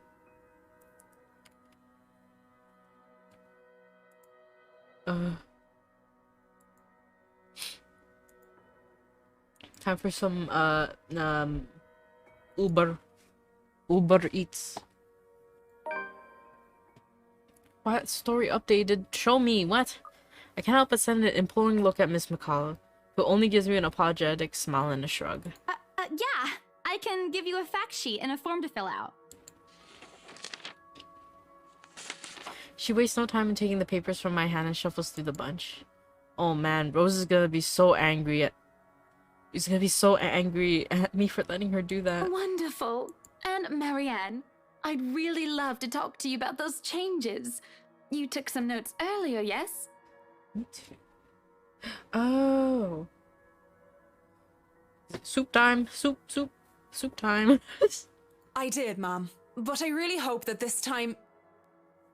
Excellent. Hopefully you can help us out too, Isabel. Isabella. Isabella. Yeah. Right. It's a lovely name, Isabel. You know what? You two are meant for each other. It's Isabella. Yes, that's great. We'll be more than happy to put in a good word to your superiors too, and... What's this?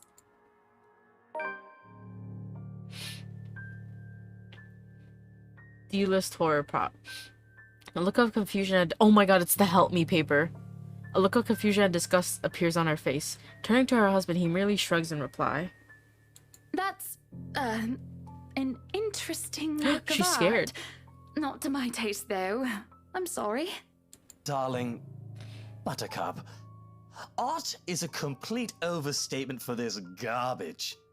It looks like a cheap prop from a D-list horror film. Shush, love. Let the girl do what she pleases with, what do they call this? Oh, forget about it. At the very least, it's not as dreadful as the one art exhibit I was forced to attend last month. You see a paper filled with help me's, and you think this girl is trying to do art? You don't think it's a cry for help? I like how she looks in the sprite a little bit more. I think it's just because I like the red eyeshadow underneath. You should have seen it, Marianne. Even you would have been appalled. Oh my god. Probably. Wait, so if you send this to 5 people, does that mean... Okay. Isabella having the paper, does that mean her showing it to these guys is sending it to them? So she's almost done being let go. Oh my god, it's gonna just be a cycle. But I'm sure you'll know what to do with our walls once we get started. I highly doubt it is as bad as you say, Ma'am. Nevertheless, you can be assured that my team will only pick whatever suits your tastes. Okay. Marianne didn't see. Also, I hate that fucking Hannah. mispronounces everyone's name, but she picked a name for Marianne that just sounds like Marianne. Nothing of this chain letter sort, of course. It has to always work with a palette. Chain letter. I'm quite Oh, fuck, sure they all chain saw. letters these days don't come in this form. Y'all can use the internet? I don't know why I'm... What do they mean? Rose and I double-checked everything. Are the papers I handed not enough? I want to ask what I did wrong. I don't want to mess this up. But the way What? But with the way Ma'am Hannah's leading the conversation... Why is the ma'am in her name? I'm so confused. I'm afraid that's exactly what will happen if I do interrupt her. That's good to hear. It's Isabella, probably. See, darling, isn't she an absolute delight to work with? I can't wait to see how this place will look when she's done with it. Oh, you don't have to tell me that, Buttercup. A smile is back on her face when she turns to me and hands me a strange piece of paper. I would still put it away if I were you, though. Otherwise, people might get the wrong impression. Anyway, as I was saying... I don't hear the rest of what she says after that. I can only stare down at the paper, at the letter in my hands. Oh my god, title drop! The sides crinkle in my grip and my breathing grows labored. Dread fills my mind. Isabella? Isabella? Are you alright? You're looking pale. I didn't even notice when Rose's group joined us in the parlor. I want nothing more than to say that no, I'm not alright. Oh. How did it end up in her hands again? Because she went to Rose's car to grab the papers. That means she didn't have any papers with her.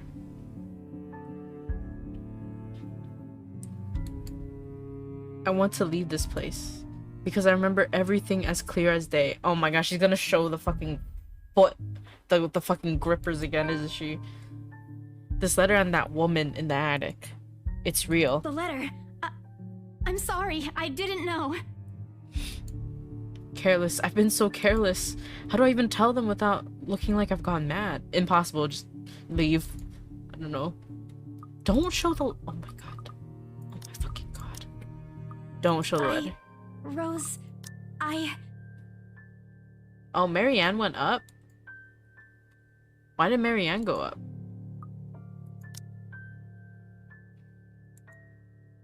The words are stuck in my throat. I want to tell her, I really do. But is she going to believe me? She already dismissed me earlier. It's a concussion, she said. It's not. There really is something in this house, in that attic, in that letter. It's going to go after us. Please believe me. Dear me. Is Isabella alright? I can't get over how her name is Ma'am Hannah. Why? Voice breaks through the haze, beginning to cloud my mind. Rose is looking down on me, worry etched on her features. I didn't even notice when she removed the crinkled paper from my hands and pushed me down to sit on a nearby chair. No! Do not read it. Do not. From the edge of my vision, I could also make out Miss McCullough asking a passing food server for a glass of water. Through it all, Mr. Wright stands in the sidelines. Although curious, he appears more inclined to watch the scene than help. They are all as likely to believe me as Rose does.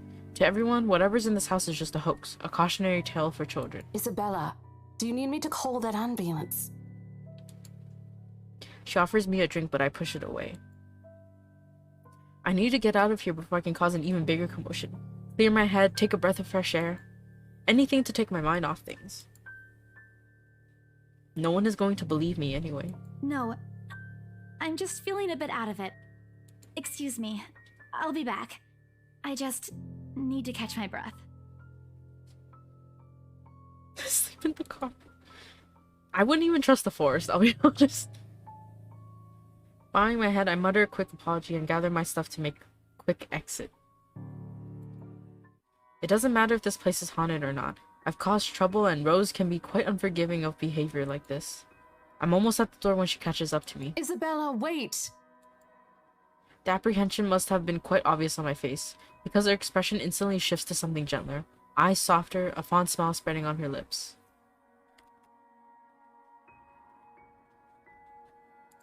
Hey, I'm not angry. I know. I'm sorry I ruined this for you. Oh no, that couple is definitely still gonna buy. Why are you worrying? Come on, you didn't ruin anything. It's not like we haven't ran into any problems before. If we don't get a deal today, we can always try on a different day. And look. She hesitates, completely trailing off before shifting her gaze down to her hands, a small gesture to stall. Her fingers are fiddling with a piece of folded paper. It's that stupid letter again. My hands stiffen when she gives it back, but I take it nevertheless, more as an automatic response than any desire to have it back. I'll throw it away if I can. But I have this nagging feeling that one way or another, it'll find its way back to me regardless of what I do about it. Rose, this is... You have to let them know about... I know you want us to get this sale so badly. And we've made a lot of plans on how to go about this. I mean, who wouldn't? This is the first time I've been assigned to a property like this. That's a letter to get them to sign? I've sold plenty of houses before, but What? nothing like what we have here. It's a beautiful house. I'd love to get one of my own if I ever win the lottery. But I think... Look, here's the thing, Isabella. If we are going to do this... That's true, they should just work on market it that way. something- I don't know, this... Why don't they big. turn it into like a haunted I house? need you in top shape. Like a And the whole way attraction. you are now... My mind stops. What? Wait. No, I can still work. I just need to get myself No, together. girl, you need to get out of there. How do you end a thing like that? You either like destroy the whole house, right? Burn it down to the ground, or you just like die with the curse. That's what you said earlier. I let it go because I thought, hey, it's your own body and you should know more than anyone how you feel. I don't know, I'm just thinking about like in The Grudge, right? Didn't they have to do something with the house? Or they didn't even solve anything with the house. They just died. But after this, I really think you should take a break. You're kicking me out? Chill, Isabella. It's probably better for you to No, leave, I'm honestly. not.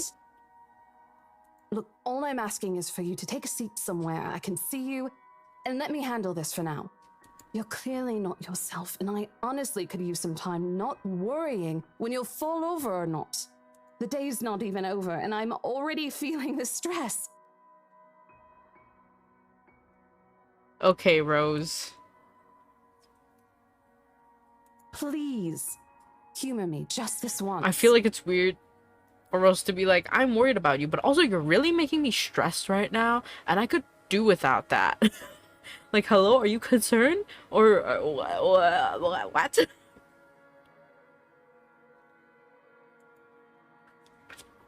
She clasped her hands together in front of her eye. I can't read. She clasped her hand together in front of her, eyes pleading for understanding. And I do understand, to some extent. That doesn't mean I'll feel any less awful. Whether at myself, at the unlucky turn the situation has taken, or for her, I don't really know. I don't like that Isabella keeps, like, forgetting that she's just seen a whole-ass demon or some shit. Like, first you're scared, and then you're like, oh, must have been a dream. And then you're scared again, you're like, oh no, it's real. But also, let me stay, I want to help. Like, please just pick one. Pick one. I promise I'll give you a full report of what happens after. I'll even let you take the lead tomorrow. Fine. Okay. I'll step aside for now. They're gonna leave her. They're gonna leave her on the tour. And she's gonna die. You're upset.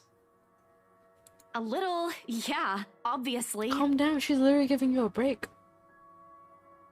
From work. And you're still gonna get paid, right? As long as you make a sale, so...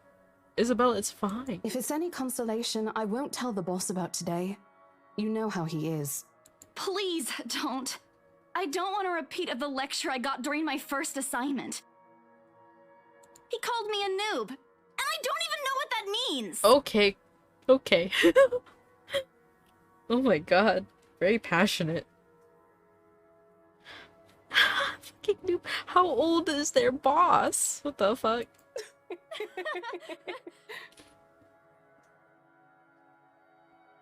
How do you go from screaming to being like Okay. Okay, at least that was probably that yelling at the bit was probably a joke, right? Right. Right.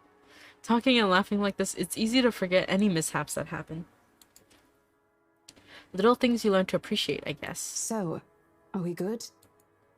I'm still not okay with it, but Rose has a point. It's better for me to step out of this one for now. I won't be able to help you anyways if I keep getting distracted like this. Maybe I'll just take a walk outside or something while I wait for you to wrap things up. Please, just stay put. I insist. I don't think she should be in the house. I'm not an invalid, Rose. Oh, Isabella. You clearly have not seen how you looked earlier. She keeps cranking it all the way up to 100. It's not that bad. Color hasn't even returned to your cheeks yet. Just stay here, all right? Don't even think of going anywhere. I wonder if that's just like the direction that they were going for. Because like the first conversation with Rose was also kind of like just yelling in our ear.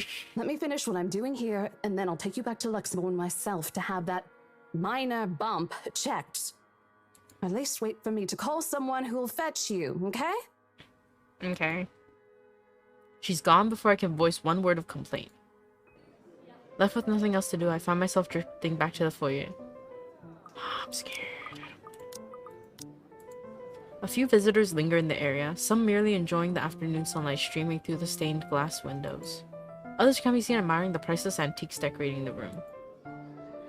One group of elderlies, gathered some ways across from me, is occupied in a friendly banter about which one would cost more to buy. A little argument here, an occasional laughter and teasing there. I smile to myself. The conversation reminds me of what I've been missing these past few months. Rose is probably right. I do need a break. Maybe this afternoon's hangout will help? Speaking of, I should call Ash. It's a few hours early from what I've told him, but he did ask for a call once I'm done. Besides, I don't have a ride back. He offered, so I might as well take it. Or bribe him into giving me one. Not that he'll ever accept the latter. Personal convictions and all. Honestly, if there's something I find admirable in him, despite his tendency to annoy the hell out of me, it's that. Well, whatever way works. A free ride is still a free ride. There's Rose's offer too, but despite what she says, I know she'll be busy for the rest of the afternoon, especially without me assisting. Bothering her for a favor as small as this is the last thing I want to do right now. A couple of minutes and a few prayers asking for a decent signal later, the call finally connects and... Shit! Sup, I'm Ash from Deluxe City. Baggers, watch What? out. Shit, how loud is this thing even? Better not lie. A sharp ringing fills the entire hall, disrupting the pleasant quiet that has settled. Soon enough, heads begin to turn and search for its source, mine included. Watch out. Can't beat me. Looking for trouble? Better not lie. I'm a cool dude. What? Pretty fly for an Asian My guy. eyes dart around the small crowd before zeroing in on a lone figure crouched behind the Looking for trouble? Better not lie. I'm a cool dude. Pretty fly for an Asian guy. What? Sup, I'm Ash from What the? Deluxe City.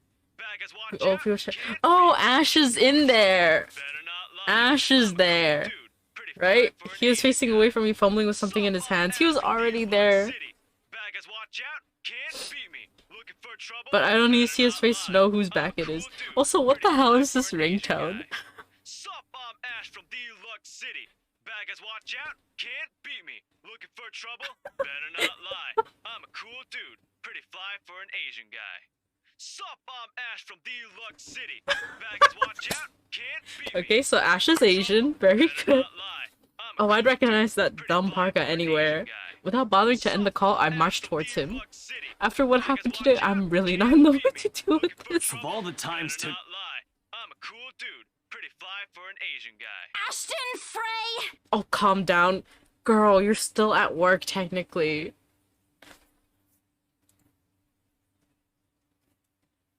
Why does he look so different? If I keep someone alive, it needs to be Ash. I'll try. He is pretty cool for an Asian guy. What is that ringtone? What happens next is something I'll surely regret later for having not recorded. Ew! What was that? What was that? What was that? He jumps out, letting out an undignified yelp, followed by his phone slipping out from his grip. Wait, can I play it again? Oh no. No. That kind of scared me. It bounces from one hand to the other in his poor attempt to catch it before ultimately falling flat on the floor with a resounding clack. I feel kind of sorry for the phone and the floor, but it's not every day that you can catch someone like Ash off guard and get a reaction.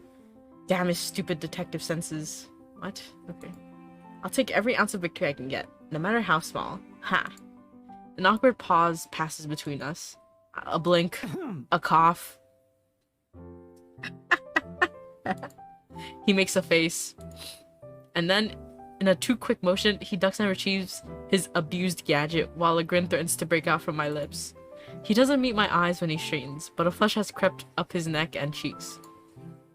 In another universe where we haven't known each other for 5 years and suffering through his teasing isn't a day-to-day occurrence, chances are I'd find that adorable. Okay.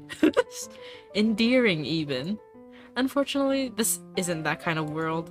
The way things are, I'm already content to see him out of his obnoxiously calm and collected disposition. Hello to you too, scaredy cat. I could stand to be greeted like a normal person, you know. Okay, Ashhole. What? And miss that look on your face? No way. Oh man, I should have taken a picture. I am so honored you find this funny. Is that how you treat your guests? I think I need to talk to your supervisor. Okay. Talk to yourself. You aren't even a guest here. What are you doing here in the first place? For a moment, he looks like a cat that swallowed the canary. Oh, does he care because he cares about Isabella? Suddenly checking every nook and cranny in his phone for any damage or scratches seems to be a more interesting activity than explaining himself. Ash? I could be looking to buy a house. With what money? A mansion? Yeah, why not? Did you see the view outside? It doesn't look haunted to me at all. Okay. He's messing with me. Ashton, I am not in the mood. What are you doing here? He chances a glimpse at some point behind me. The parlor? Curious, I follow his gaze. But before I can figure out what has caught his attention, he places a hand on my shoulder and turns me back to face him. Did you see a shadow? I just a finished shadow working person? on something, so I dropped by. Did you see a shadow person? I still don't see how his work has anything to do with why he's here. At my confused look, he drops the hand resting on my arm, like he has touched something particularly hot, and casually rubs the back of his neck. Oh, look at him, he's so cute. And I said I'll see if I can pick you up. Turns out I can. Free time and all. So here I am. Figured you'd still be busy, and so I roamed around for a while. Oh, you should have mentioned that sooner. I was about to throw you out. Throw me? Hey, I was given a pamphlet. I think that makes me a legitimate client. We have mandatory sign-in sheets for clients, Ash. I didn't see your name on it. And you can't just roam around because it says open house. Normal people actually follow an etiquette here. Right, okay. I think I'll just go ahead and... No, wait. I wasn't really going to throw you out. Rose said... Never mind. I was just about to leave anyway. Wait, what? Now? Something must have shown in my face because he pauses and gives me a long, hard stare. Sometimes I forget how easy reading people is for Ash, given how often he looks as if everything around him is a chore. I avoid his eyes, hoping he'll drop the subject and won't ask any more questions. The last thing I want is to tell him what happened, especially the part about the letter. Yeah, do not show him the letter. She's a little, she does kind of wrap things up a little bit. In fact, he's the last person on earth I'll ever think about telling it to, if I can help it. Sure, he's a dependable guy. God knows how many times he has helped me, even without me asking for it. But stuff like ghosts and the supernatural? He'll never believe those, even if he hears it from a friend. Except maybe if it's Becca. On a good day, the most harmless thing he'll do is give you an explanation why those things have no chance of ever being real. At worst, he's insufferable. He'll poke fun at you at every single chance he'll get. Ashhole. Okay, you can swear. Isabella, I don't know if you know this, but you can swear. you could say asshole if you want to. You don't have to do that. What did I ever do to him? He never does that to Becca or Zach. Oh my god, is he one of those types of people that are like, I like this person, I'ma tease them, I'ma make fun of them? Because it's a very fine line between being really cute and really fucking annoying. Better watch your back, dude. I can already imagine how things will go down the moment I spill a word of what I saw. Also, I think it's kind of interesting, because is he not wearing a cross? Nope, over my dead body. Before it catches his attention, I shove the letter deep into my bag. What's wrong? It's okay, it may be a red flag, but in video games... Oh my god, literally red flag.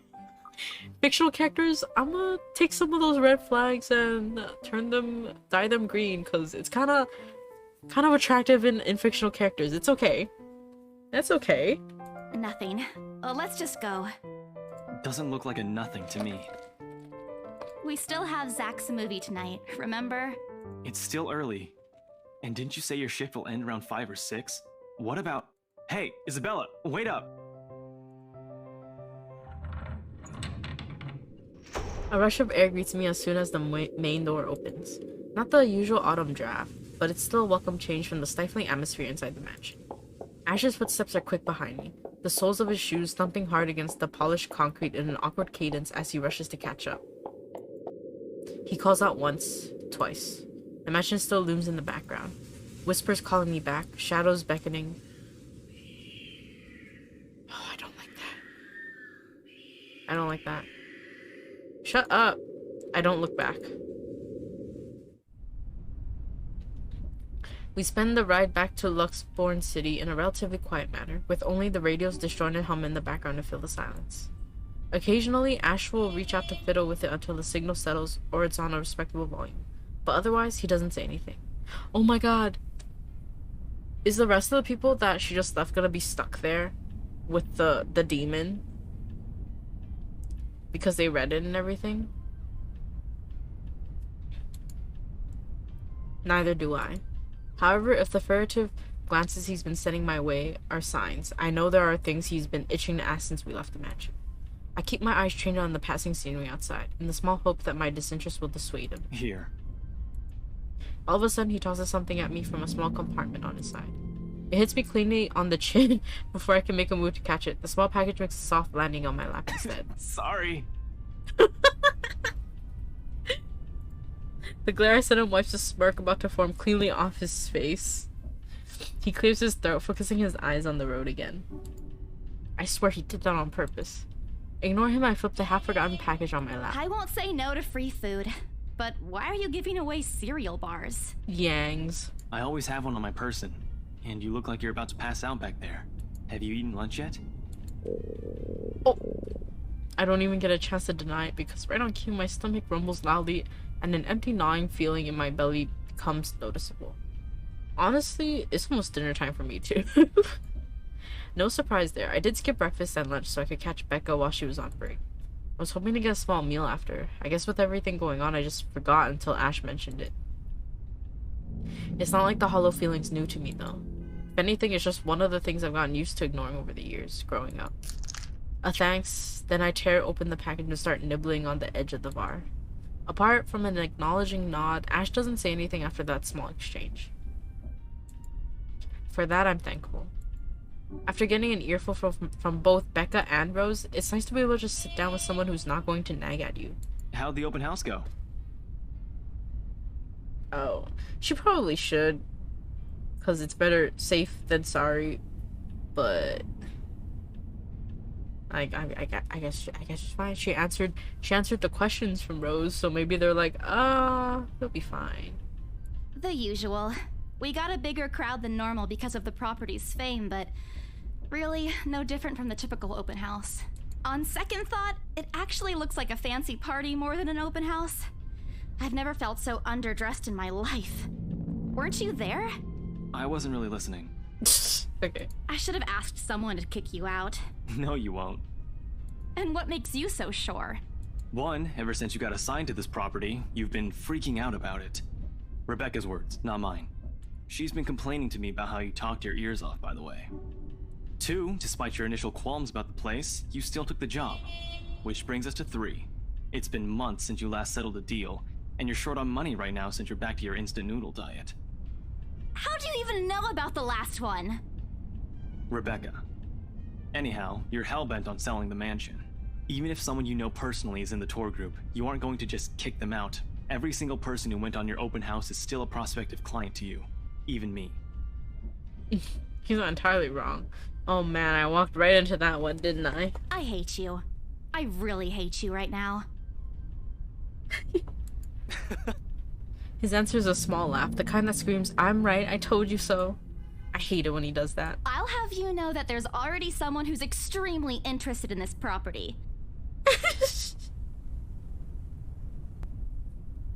I feel like even Sakura wasn't this extra, like, at least not as often. So even if you expressed any sort of interest in it, But I'm also thinking about, they'd be like, willing to later let on you have Sakura. it. Too bad. I don't remember what early Sakura was like. Provided I didn't botch it with the rights. Why, of all times, did I have to screw it up like that? In front of an important customer, no less. I owe Rose a big apology. I hope she likes free donuts. You don't seem too happy about it. I am happy. Doesn't this look like a happy face to you? Huh? Hello? Ooh, match. Oh, never mind. I don't want to spoil it. Really? And here I was thinking you found another one stuffed in the sofa. I feel like Ash is a little bit more happier than Sasuke, at least. Or is it the wardrobe this time? He meant that as a joke, but how close it is to the truth made my blood run cold and my own heart beat a heavy weight in my chest. All at once, the letter in my bag feels a whole lot heavier, burdened by my own guilt and apprehension. Is she gonna see shit in her home? Yeah, well, things happened. Stuff the right couple might not be pleased about. No need to make a fuss about it. It's normal in the business. Like finding a dead body in the sofa? You made them angry? Not angry, just stuff happened. Like? Things. Did they do anything? Your clients, the rights, was it? Okay, thinking back on it, it makes sense for her to sound tense all the time because she did see a demon, but also just remove yourself from the fucking property, girl. Why would you do this to yourself? At least not without everything. Let's just change the topic. I feel like he's not gonna like that you lied to him, and he's gonna be able to tell that you lied to him.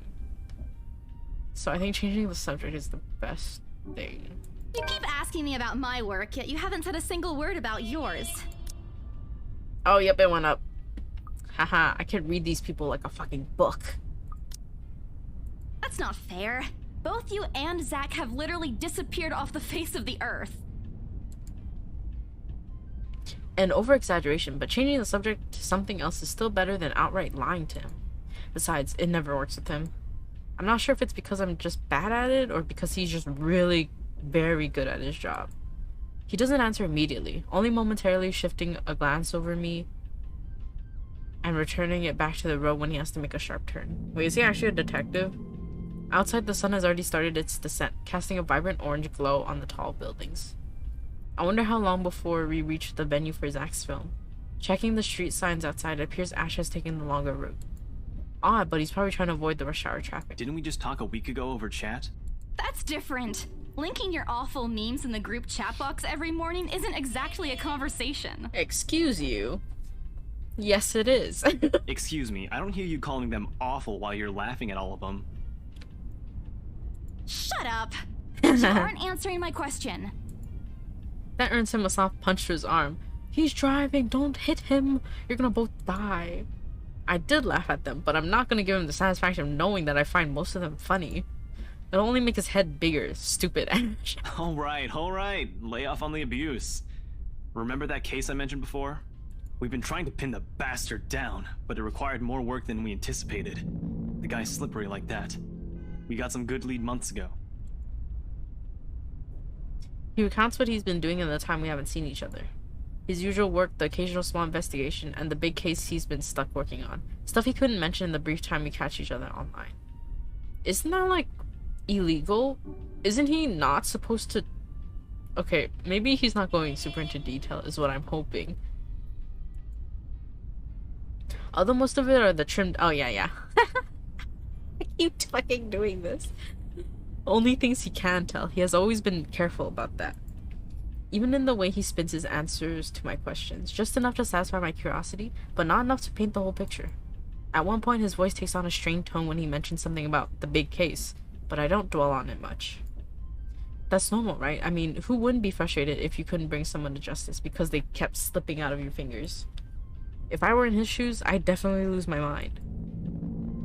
His stories never cease to be entertaining regardless. If things weren't the way they were back home, maybe I would have considered taking on the same job as him. Ugh.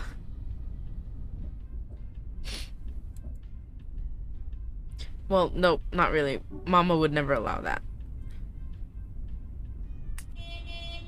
Being a don't you have to go to school for stuff like that? But the idea is still there, along with countless others I've let go. Time passes quickly between us in this matter, and before I know it, we're already at the movie house. Movie house? Why don't you just call it a theater? A small crowd has already formed in front of the theater when we arrive. The Lift Fest, short for Luxborn Independent Film and Theater Festival, attracts a bigger crowd annually, and this year's no different. Pocket Chibi coming soon. Bat Cat soon. Point of no return. Ah. Wanted.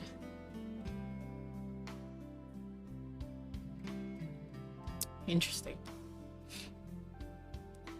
I've only been to a few indie film screenings with Zach, so I'm not an expert on the matter. But I know that for people hoping to make a break in the industry, getting your film recognized by a local event like this is already a big deal. Especially for a newcomer like Zach. He hasn't even won an award, but just getting a confirmation letter that the festival committee wants to include his movie in this year's lineup already put a grin on his face for weeks. Speaking of the guy, he's impossible to miss.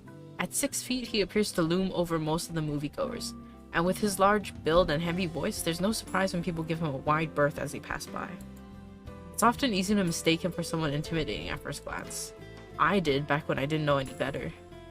Ash did too, I heard, once early in their friendship. Oh, there's Zach! Hey, you guys! Long time no see! Oh, he has such a friendly face. Zach's face lights up with a smile of his own. He moves towards us with careful steps, taking a significant effort to make himself smaller so as not to bump or accidentally hit anyone. Typical Zach. As he nears, Ash casually raises his hand in greeting and Sup, Z-Man, my main man. What's crack-a-lackin', my homie? You're done. You're done. I'm gonna need you to leave. What the fuck? What the fuck was that, Ash? Oh my god. Immediately. Now that was a red flag. Oh my god. His face! The awkwardness that descends within the immediate vicinity of our small group is palpable enough. Somewhere to our left, a girl giggles, and only then do I become aware of my mouth hanging open.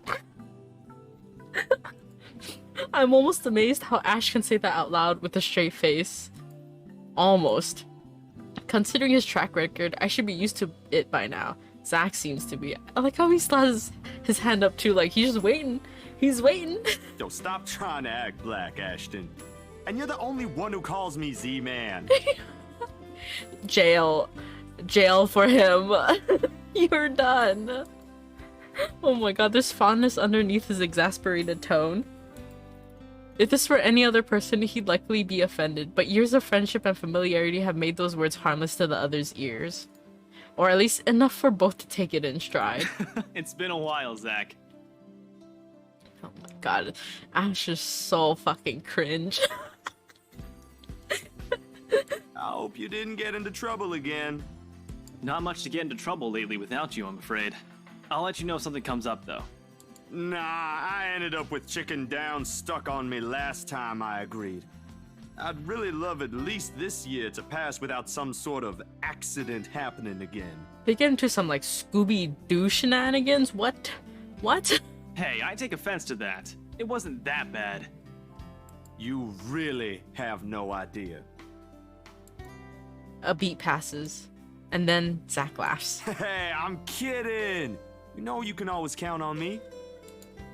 It's a story only the two of them are privy to. Every now and then Ash will enlist Zach's help on something. Becca and I never really found out what the real deal is with those adventures, as Ash calls it, oops, and both aren't willing to tell due to some unspoken agreement.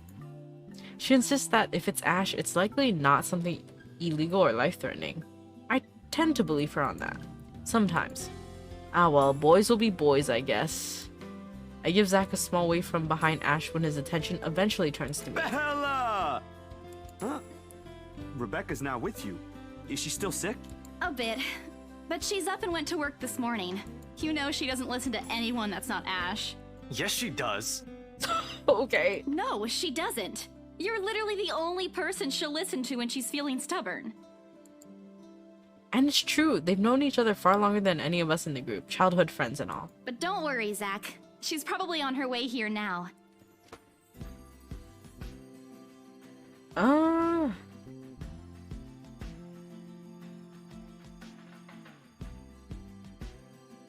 Maybe. I don't know, I didn't really get the vibe that Becca likes Ash. But maybe...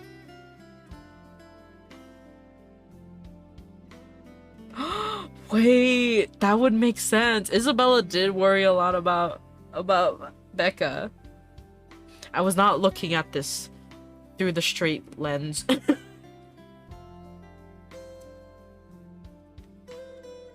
Oh, my back. She promised she wouldn't miss your movie. Isabella! Oh, thank goodness! Who? Speak of the devil. Without warning, a hand grabs me by the shoulder and turns me around. Becca! You're just Oh, I forgot she was British. I have to lean back a little with the way her face is almost invading my personal space, but she places her hand on either side of my head to keep me still. Oh my god. Oh my god. She stares at me intently, concern filling her eyes. Ma'am? Becca, you're squishing my face. How are you? Are you alright? What? Oh my god, did Ash fucking tell on us? Why wouldn't I be? Rose called me earlier. Oh, it was Rose. False alarm. Sorry, almost blamed Ash for fucking nothing. Sorry. almost. Those 4 words tell me all I need to know. Since I don't have my family living close by, and the only other relative I have here works on the far side of the country, I gave my company Becca's contact number in case of emergency. Aw, that's kind of sweet that they're so close like that. I should have known Rose would call her. I push Becca's hands away from my face. Although she lets go, her eyebrows remain drawn together. Oh, no! Everything's good. Rose covered for me at work today. Wait, now that you mentioned it. Becca is the one that Isabella's the closest to by default. And then next to that is Zach. And then fucking Ash is down here. Oh my god, Ash and Marianne, the fucking lady she just met, are on par with each other relationship-wise. What does that fucking say? Oh my god. Ash is less than Marianne? Oh, it's cause I really put the moves on her. That's not what I'm talking about. How's your head?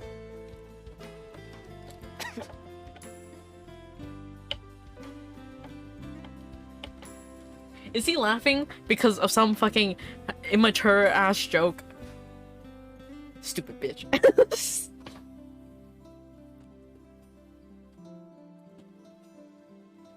Ash is such a fucking, like, grown-up e-boy. I do my best to dodge her, all at once moving to hide behind Zach. Sorry for using you as a human shield, Zach. Oh, it's nothing. I just slipped off a few steps on my way down.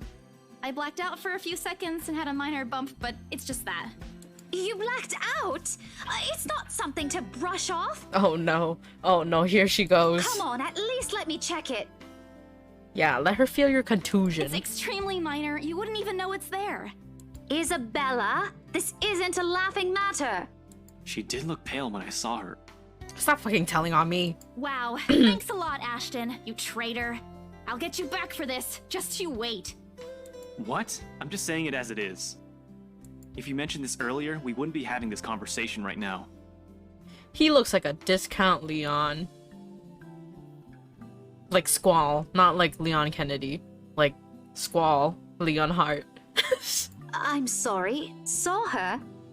Yeah, they arrived together. Bella looked fine to me then. I don't know. Something crosses Becca's face, but it's gone before I can figure out what it is. Oh, wait, is she jealous? But who's she jealous of? Let me know. I want to know. Oh, that's good. At least she didn't have to travel alone, right? At least. Good. Who? I want to know. Does she have a thing with Ash? Or does she have a thing for her bestie? See? I'm okay. I wouldn't be here if I wasn't. I bet you if I raise my relationship with her up enough, it'll be that she's jealous of Ash for spending time with me. But if it gets lower, she'll be jealous of me for spending time with Ash. And I don't want to miss Zach's film. We can always watch it some other time. Sorry, Zachary. No, it's good. But you guys should really keep it down. We're starting to attract some attention. It's the premiere. The premiere's different. Right, Zach? I shoot him a pleading look. Zach's a sensible guy. He'll understand. Please understand. No, if he's a sensible guy, he'll know that you should probably get some medical attention. Not really. But Rebecca has a point. In the end, I think it's your call. Oh, for heaven's sake! Please, Becca. I really don't want to miss it. You're not missing it. We're just moving it on a different day so we can have a... Look, you guys. Ash's loud sigh unexpectedly cuts through the conversation. He's pinching the bridge of his nose as he speaks. Something he usually does when he's getting impatient. If she says she's okay, then there's nothing we can do about it. It's not like we can stop her either. Besides, she's still acting like the same old Isabella to me, if she can still run around like that. Why are you taking her side? I'm not. But if she wants to watch Zach's movie with us, I'm not going to stop her. She's probably the one looking forward to it the most. Ash, that's... You, of all people, should know... Tell you what, if I notice something amiss with her, I'll take her to the nearest hospital myself. Is that good enough for you? I already know the answer before Becca voices it out. When at last she releases a deep breath and nods, albeit with great reluctance, I immediately tackle her into a hug. Thanks, Becca. It's always been you with him, isn't it? What? Huh? What? Did you say something? Yeah, hello? Speak up. Huh? Speak up. Nothing. Don't mind me. I can't tell. Dude, I can't tell. Am I just trying to look for gay shit where gay shit isn't?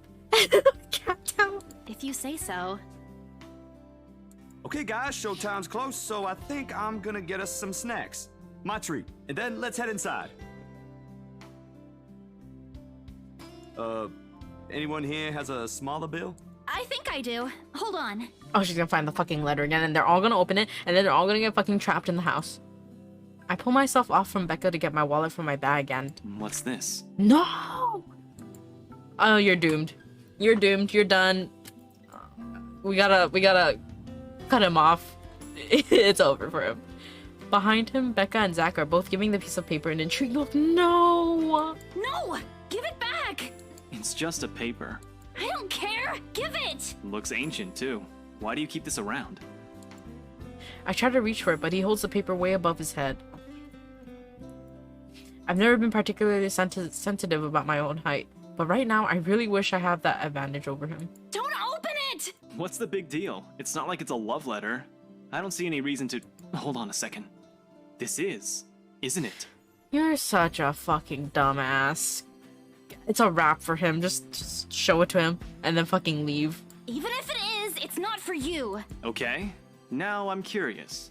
I'm telling you, it's nothing like that. It's... The rest of my words are lost when he unfolds the paper. Oh no. I can't breathe. My heart feels stuck in my throat, pounding, threatening to burst. Vaguely, I know how my hands are trembling at my sides. Clasping them together doesn't do any good. They are still shaking, but I hang on to them regardless. I feel like there wouldn't have been anything better to do. Because if you tell them, like, oh, it's cursed, they'll be like, okay, yeah, right, and open it anyways. The awful sick weight that has taken its core in my stomach back in the open house returns full force. How do I fix this? How do I fix this? Someone please. Today is turning out to be a horrible nightmare. Send this to 5 people or else. Well, that's interesting. Guys, I think we should listen to Bella first. Aren't you a few days early for Halloween? Ash weighs the paper in front of me, giving me a fleeting glimpse of its contents. I don't need to see it. I don't want to see it. 6 people. Oh my god. Yeah, does she get like a bonus for showing it to an extra person?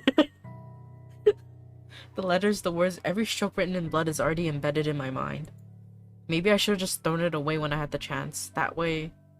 It's not a prank. It makes all of them stop. Even I am surprised with how steady my voice is. What did you say? This isn't a prank! I saw something! Hold on. Are we still talking about this paper? Or is it about the urban legend again? Both. I know it sounds ridiculous. You're saying this is a primitive version of a chain letter, and now that we've seen it, we're now cursed. You've got to be kidding me. Oh my god. Zach and Becca look so good in this art, but Ash is just Ash.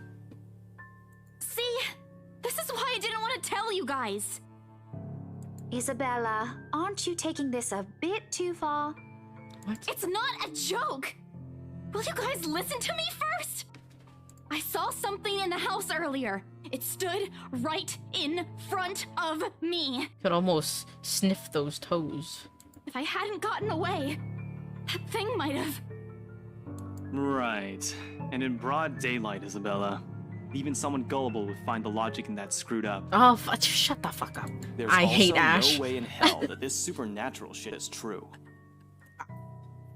Hate this man But it's immediately. real. What do you think I saw? Look at how stressed she is, and you're still gonna be like, "Ow, I don't think so." Shut the fuck up. Hallucination? A delusion? Didn't you say you fell down some I stairs? could almost so maybe taste those Rebecca's grippers. right. It happened after, when I was trying to get away. I almost got stuck in the same room with that thing. Yeah, if my friend told me they saw a ghost, I'd believe them. Fucking stupid Ash. We're all in danger. I thought you were my friends. Why don't you believe me? We are, and you know that. But this thing and that thing has got nothing to do with the other. Huh? She looks visibly distressed. When Rose called earlier, I thought she's just exaggerating. But based on what I'm seeing right now, maybe it's better if we really postpone this for now. Don't bother. Oh. What? Without another word, I snatch the letter out of Ash's hand and stuff it back in my bag with more force than necessary. Oh my god, it's tearing you. This is how the fucking ghosts get you to be mentally weak by breaking you off from your friends. I'm tired. Yeah, Zach really, for all you know, Zach could be on your side and everything. I got cursed, saw a ghost, probably lost a sale, got kicked out of the open house I'm supposed to be hosting. My own friends won't believe me, and all of them think I'm crazy. To top it all off, there's a dull ache in the back of my head, begging for a little attention I can't afford to give right now. Oh shit, that's right, healthcare is a thing. Honestly, there's only so much a person can take within a single day. I just want to go home, curl up in my bed, and never think about today. But before I can take a single step away from the group... Guys! Zach rarely ever raises his voice, even when there's a point he wants to drive home. And hearing him take on that tone completely throws me off. Kill them all but Zach? Oh my god. Maybe. Even Ash and Becca. Whatever harsh words yet to come out from the argument immediately die on our tongues. Why don't we all calm down first? I'm sure Isabella has her reasons too. No need to be hard on her. See, Zach's the only sensible one. And hey, ain't this supposed to be a happy get-together? Yeah, this is for his movie premiere too. And here he is trying to calm everyone down. We haven't seen each other for months. I'd really love to know what y'all have been up to. I only ever get to talk to Bella over chat. Please. He has a point. Ash, for all his attempts to look cool and distant, has only been looking forward to this. He even took the time to call this morning for a reminder. He never does that. Becca too, I'm pretty sure that's another reason why she got out of bed today. Yet, despite Zach's attempts to lighten things up or Ash and Becca's acquiescing gestures, the tightness in my chest remains. I should have just kept it to myself, or at least went with the idea that it's a prank. If I did, things might not have turned out the way they had. No sour mood, no bad vibes. Careless. So careless. Maybe leaving is a better decision for all of us. No, I think you should stay for the movie, because I'm worried that once she breaks off from them, she'll start seeing shit. Any other day, I'd excuse myself and go straight home. What happened? Oh, yay! What? I lost them with Rebecca? What? Plus with Zach, plus with Ashton, lost with Rebecca? Why? Why? Is it because if I was acting crazy, she'd want me to stay home and sleep? What the fuck, Becca? But this is something special to Zach. Something he worked so hard to bring to life. I should know better. I might be having a bad day, but being with the few people I care about far outweighs the idea of spending the rest of the day throwing a tantrum alone in my room. And what if the thing in the attic follows me home? Exactly what I'm thinking. I don't want to be left with my thoughts either. I can still see it whenever I close my eyes. Cause she sucks. I had so much. It's okay. If Becca turns out to be a flop, I still have Mary Ann. And maybe if I stay, let our heads cool down first before telling them what happened, they'll listen to me? There's nothing you can't solve with a calm head. One step at a time, Isabella. That's what Mama used to tell me. Besides, I don't have the heart to ditch Zach. A smile is back on my face when I look back at them. If we keep arguing here, we're going to miss the first few minutes. All right, that's the Isabella I know. Oh, good. I thought for sure you were going to cry. I shut the fuck up, Ash. I'm gonna fuck you up. I hate this man. Oh. This time I really do send an elbow straight to his stomach. Good. Deserved. Stupid Ash. Being vertically challenged has its perks too. What was that for? Stop calling me a crybaby. I'm not one. Okay, Isabel. Let's not get ahead of ourselves here. Oh, don't cry. I hate this man. I despise him. Stop it! Okay, scaredy cat then. That too. If you repeat that, I swear I'll... Let's just go. Thank you. Without another word, Becca goes inside. She doesn't even stop to wait for us when I call after her. Ash and I exchange looks at that, the same question likely swimming inside our minds. Did something happen at school after I left? Is she having a bad day too? I'll try asking her about it later, I guess. So, you guys go catch up with her. I'll go get us the food, I promise. But you'll miss it. Didn't you say watching a movie without food ain't fun? It ain't like I haven't seen it. I made it, remember? Oh, true. I'll be in there soon. One friendly tap on my shoulder and he's gone. A few moviegoers are still milling about. Some are still waiting in line for tickets, but otherwise most of the crowd are already inside. There's nothing much for us to do here now. Not a word of protest comes from me when Ash gestures for the two of us to head inside. And then? Are you sure it wasn't one of the cleaning crews? Absolutely sure. Somehow halfway through the movie, the conversation steered towards what happened in the mansion. To be fair, Zach was the one who brought it up again. In his own movie's premiere. Now the film's just serving as background noise while we're speaking in hushed tones, careful not to disturb anyone inside the small hall. There's no way other people can't hear you, though. Well, except for Ash. I just hope we don't end up arguing about it again. We'd all get kicked out for sure. Though with how loud Ash's voice is, we'll probably get thrown out way before any argument happens. Only Becca still remains engrossed in the movie, completely ignoring us. She's been quiet the whole evening, speaking only when referred to. If I don't know any better, I'd think we did something that offended her. Did we? And then I ran. You heard what happened after. I still think it's something else. It was standing right in front of me, Ash. He's one of the smartest people I know, but geez, he should learn to listen. Plus, didn't he say he doesn't believe in these things? Why is he in this conversation again? I heard what you said, but it's a small room. There are a lot of things someone else could have done there without your knowledge. If I could see it up close, maybe I can... I am not going back there. Ain't that a problem if you're hosting an open house? True. Rose does the first floor tour.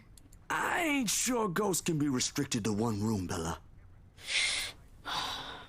I hate that you're right. There are no ghosts, Zach. Stop putting useless ideas in her head. Yeah, but I was thinking, maybe all the house needs is a blessing. Wasn't it left uninhabited for years? I think it needs more than a blessing. Oh, the house did change hands over the years, from one distant relative of the Armengards to another. None of them bothered to live in it, though, and it remained that way up until its current owners decided to sell it. Why didn't I think of that? I didn't peg you as the religious type, Zach. Nothing like that, Ash. Who knows, though? It might bring something positive to the place. That's not a bad idea. I just don't know where I could find someone. You're not seriously considering his suggestion, are you? Just shut up, Ash. Let Do you people have a better believe idea? what they want to believe. I know where. I could contact him for you if you want. You do Oh, that? Zach, what a sweetheart. Or we can find he you a better not die. psychologist instead. Shut the fuck up, Ash. I'm gonna... I hate this man. What a... There are very few times in my life when I wish my Glowers could kill.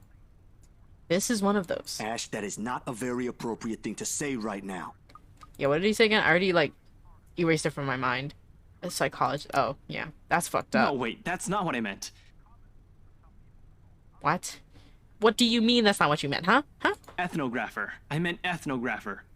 This guy's a psychologist too, of course, if you... If it's a button that's literally save Ash, leave him. We're gonna be sitting here really thinking about, like, what are the benefits of keeping him alive? What are the benefits of leaving him to die? Ashton, if you don't stop... Rebecca knows the guy I'm talking about too. She can vouch for him. Becca tears her eyes away from the screen at the mention of her name. Huh? What? Oh, are you talking about Professor Andrew? He used to work with my parents at the university. Can you guys keep it down? Sorry, the scaredy cat here mentioned curses.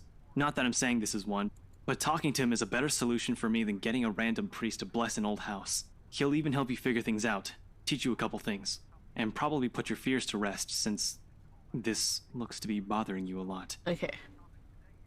Is it gonna give me an option between who to contact? Ash might be right too. However, what Zach suggests is something I'm more familiar with. Granted, they don't believe me. They're only giving me these suggestions to put my mind at ease, but it's better than being ignored or being laughed at. I can take comfort in knowing they are willing to hear me out. So, what do you think? It's your call. We'll go with whatever you want. I don't know. Okay. Let's think. I think if the priest goes in, he'll immediately be like, oh no, this place is fucked. And maybe it'll have better, like, people would believe us. But I also think if we meet the professor and he actually, like, teaches her how to maintain her stress and stuff, that will also probably help long term when she's, like, I don't know, getting chased or something.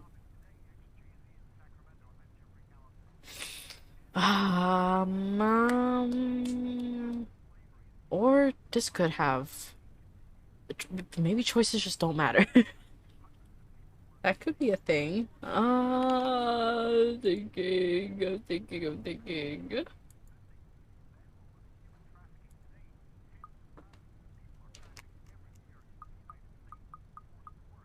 I want to go with the priest. I want to go with the priest. Oh, but what if that makes the ghosts more upset because they've been there for years already? I mean, not even years. They've been there for like, I don't know, centuries. What if bringing a priest in there, having him just do whatever? Like, we gotta bring in the big boss. The big boss priest. Who's higher up than just a regular priest? Just immediately bring in an exorcist. Wait, no. An exorcist is for an exorcism. You can exorcise a place though, right? Let's go with the priest. Because I fucking hate Ash. Whatever he has to fucking say, I don't want to listen. I don't want to hear it. About it. But maybe we could go with Zach's idea? Yeah. I'm not so sure about that. I don't care. Well, it wouldn't hurt to try, right? If it doesn't work, it doesn't work. At least we did something than just stand around. I'll let you know when he's available, Bella. Thanks, Zach. I knew I could count on you. Guys, I said keep it down.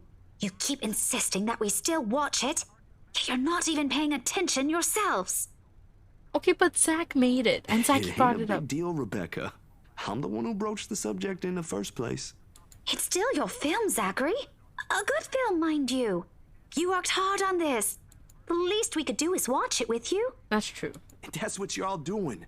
I really appreciate all of you making time for this. Yeah, we can rewatch. He'll get more money. Sorry, Becca. Win. We'll stop now. More time spent together, too, right? Which is what you guys wanted. I throw her an apologetic look, even if Ash is the only one she should be reprimanding, but her attention is already back on the screen. She's ignoring us again. When Becca's acting this way, there's a big chance something's nagging at her. We really need to talk.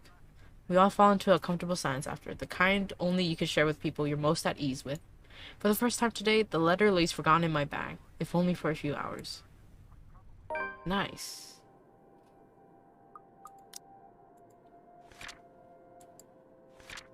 Luxport Independent Film and Theater Festival celebrated its 9th year, discovering new creative talents in the film industry, including in the few showcased this year was Zachary Steele's Blue Fonts, Dark Times of the Black British.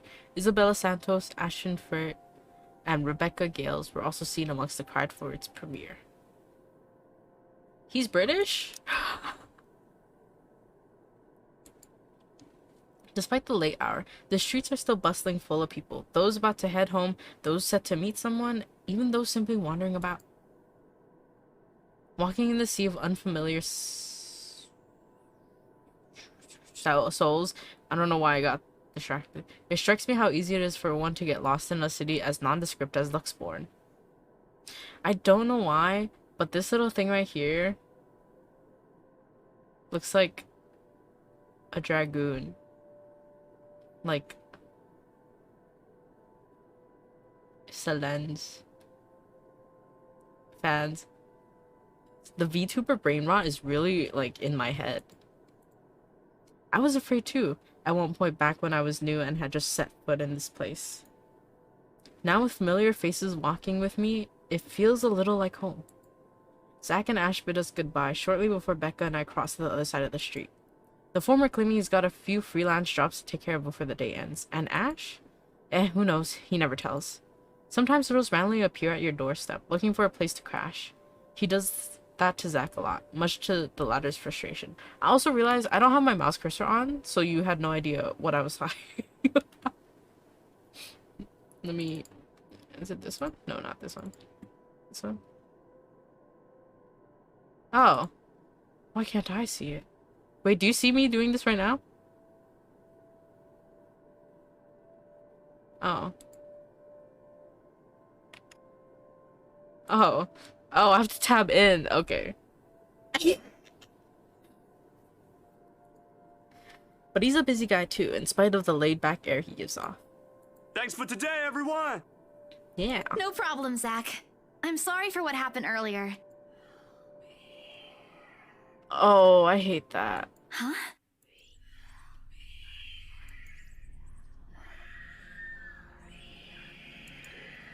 A sensation. Cold, sickening, drowning. My chest tightening, breathing becoming labored. I can taste blood in my mouth. The edge of my vision blurs. In the distance, amidst the countless nameless people going about their lives, a voice reaches out to me. Pleading, even as I clench my eyes tight and clasp my hands over my ears. whispering and whispering and whispering, calling out. No, not me. I'm gonna say there. Somebody. Isabella? Earth to Isabella? At her voice, the whole world suddenly snaps into place. The murmur's gone. Girl, you are not surviving on your own. Oh my god. When I open my eyes, Becca raises an eyebrow at me in question. Weren't you listening? Are you coming with me? Oh, yeah. Just... Okay, sorry. I spaced out. You always do that. What? What? I follow her without complaint, but not before sneaking a glance to the far end of the street. She was so nice to me this morning. What happened? Where the voice came from, where another set of eyes might be staring at me. Nothing. There are only Zach and Ash watching over us as we head back to where Becca parked her car. If I'm expecting to see something or someone there, I try not to let it show. Try not to think of the tiny pinpricks of fear crawling at the pit of my stomach. See you guys some other time. Yeah, see ya. Another glance. With the final wave, we go off on our own ways. I don't know what I saw. I don't know what I heard. I don't want to know. And if this is what would help me sleep tonight, what would give back that normalcy in my life, then so be it. Wait, no talk or anything? You don't talk with Becca about what's bothering you? Or what's bothering her? Huh? The darkness closes around me, grasping, pulling, engulfing me. The ground caves in without warning. I'm falling. My eyes snap open. Oh my god. Damn, you live like this? Oh my god. For an instant, it doesn't immediately register where I am. Both my back and shoulders ache after I've fallen asleep all hunched up the night before. I want this little bat plush. I want it. Yeah, this I like this C one. Oh my god, these pictures. So cute. Drenched in sweat, the nest of pillows I often keep around me feels more suffocating than comforting. I let my eyes adjust to the bright morning light streaming through my window and allow my breathing to slow down before untangling myself from the pile. Squish mine. It looks like it has a butt. I haven't had a single dream since coming to Luxborn, or at least none I can recall having. It's a shame because they used to be so vivid. Not the crazy vivid, but the more pleasant kind I'll tell my siblings about. Maybe it's just the stress of living alone? The knowledge that I'll always wake up in an empty apartment with no one to tell stories to. What time is it? Habit forces me to look over at the clock, even with the soreness weighing heavily on my shoulders and the compulsion to never leave my bed for the day. In a heartbeat, I'm up. Oh man, of all the times to oversleep. Towel? Towel? Where's my towel? Girl, it's okay. You're the only one in the room. You don't need to yell. Admittedly, it's a weekend, as an unspoken rule that entitles me to extra hours of sleep. But if Rose didn't kill me yesterday, she sure as hell will now. And right after what happened. Oh lord. One box of donuts as peace offerings won't be enough the second time around. Grabbing my towel, I'm already a few short steps away from the bathroom when a muffled ringing breaks out from my bag. There's a moment of indecision at first, my mind conflicted whether I should just ignore it or answer it. But what if it's Rose? Or worse, our boss? Ah, sheesh. In the end, the rational part of my brain wins out. The letter from yesterday peeks out when I pull the device out. Just the sight of it is enough to put me in a foul mood, and it takes every force of will for me to ignore it in favor of answering the call. The caller ID reads Mama. Huh? It's around 4:45 p.m. in the Philippines right now. That's an unusual time for them to call. Usually it's around noontime here, or I'm the one calling, not the other way around. Better for them to use that money on something else than an international call. Regardless, in the most cheerful tone I can gather. Hello? Hello? Grace? How are you? Mama! I'm doing okay. How are you guys over there? Yeah, that's true. No pictures of Mom, I guess. We're good, we're good. EJ won a storytelling contest at school the other week. Brought home a medal. I thought you should know. EJ is such a fucking Filipino name. There's a tired lilt in her voice as she speaks. It's been there since Papa had to leave his job. I wish there's something I can do for her. But from miles away like this, the least I'm able to do is not make her worry. If only my older brother would actually lend her a hand, but Lord knows if that'll ever happen. Odds are Kuya Jordan's already out drinking right now. Again. I can't count on my older sister either, knowing she has a family of her own, and, well... how do you say ate? Anne's financial situation isn't exactly great right now, having ran herself knee-deep in debt. Great! That's great! Tell him congratulations from me. I'm in my And let him Swagapino know I'm era. gonna send him a little something extra this Christmas. How about Nico? Karen? Michael? I hope they're okay? They're doing well. They wanted to talk to you, but they're all busy with school. Oh no, that's fine. I don't want to bother them. Just tell them to keep doing their best for me. I'll just call back when I know they're not busy. And Papa? How's Papa doing? It's a subject I'm a bit hesitant to broach. From the way Mama's voice hitches, she doesn't want to bring it up either. Papa. Grace, Papa's... He's having a little difficulty right now. Weak appetite, he's having trouble swallowing, and lost a few pounds. Oh, we can't let Isabella die. She has a family to feed. But the doctor said we should keep encouraging him. It just means his body's accepting his new treatment well. The money you sent last time helped a lot to pay for it, by the way. Oh, I see. That's good. I won't deny that life has gotten tougher for our family. It used to be easy back when Papa was in good shape. But ever since he was diagnosed with the sickness 5 years ago, he had been unable to provide for us. Now the burden of feeding 8 mouths and sending Papa's bills all rest on my shoulders. Holy shit. Although Mama makes a little, accepting sewing and laundry jobs in our neighborhood, it's scarcely enough to cover the costs of day-to-day living, let alone the bloating hospital bills. We can't even expect help from our own government because the health insurance there barely covers anything. I'm sure he'll get better soon. Is he well enough to talk? Do you think I'll be able to speak to him, Ma? Silence. Aww. I start to think the call got cut until... Listen, Grace. Maybe it's better if we transfer Papa to a different hospital. Somewhere cheaper? What? Why? Did something happen? Is it the deposit issue again? Give me the hospital's number. I'll talk to them. Oh, you go. No, it's nothing bad. The service here is good. Too good. Even the doctors. But I'm worried you're working yourself to the ground because of it. Then kick your other kid's ass into gear. Make them do some work too. Mama, we've been through this before. I want the best for Papa. And don't worry about the bills or the medicine, or me for that matter. I can handle myself. Everything's going well here. In fact, we're about to close a large sale. Hopefully. If not, then I'll find another way. She doesn't need to know that.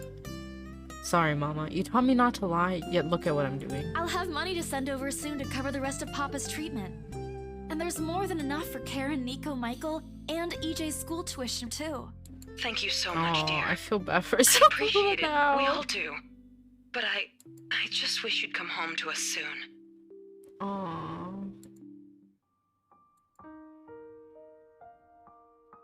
I'm not even gonna try. I'm not even gonna try. When are you coming home?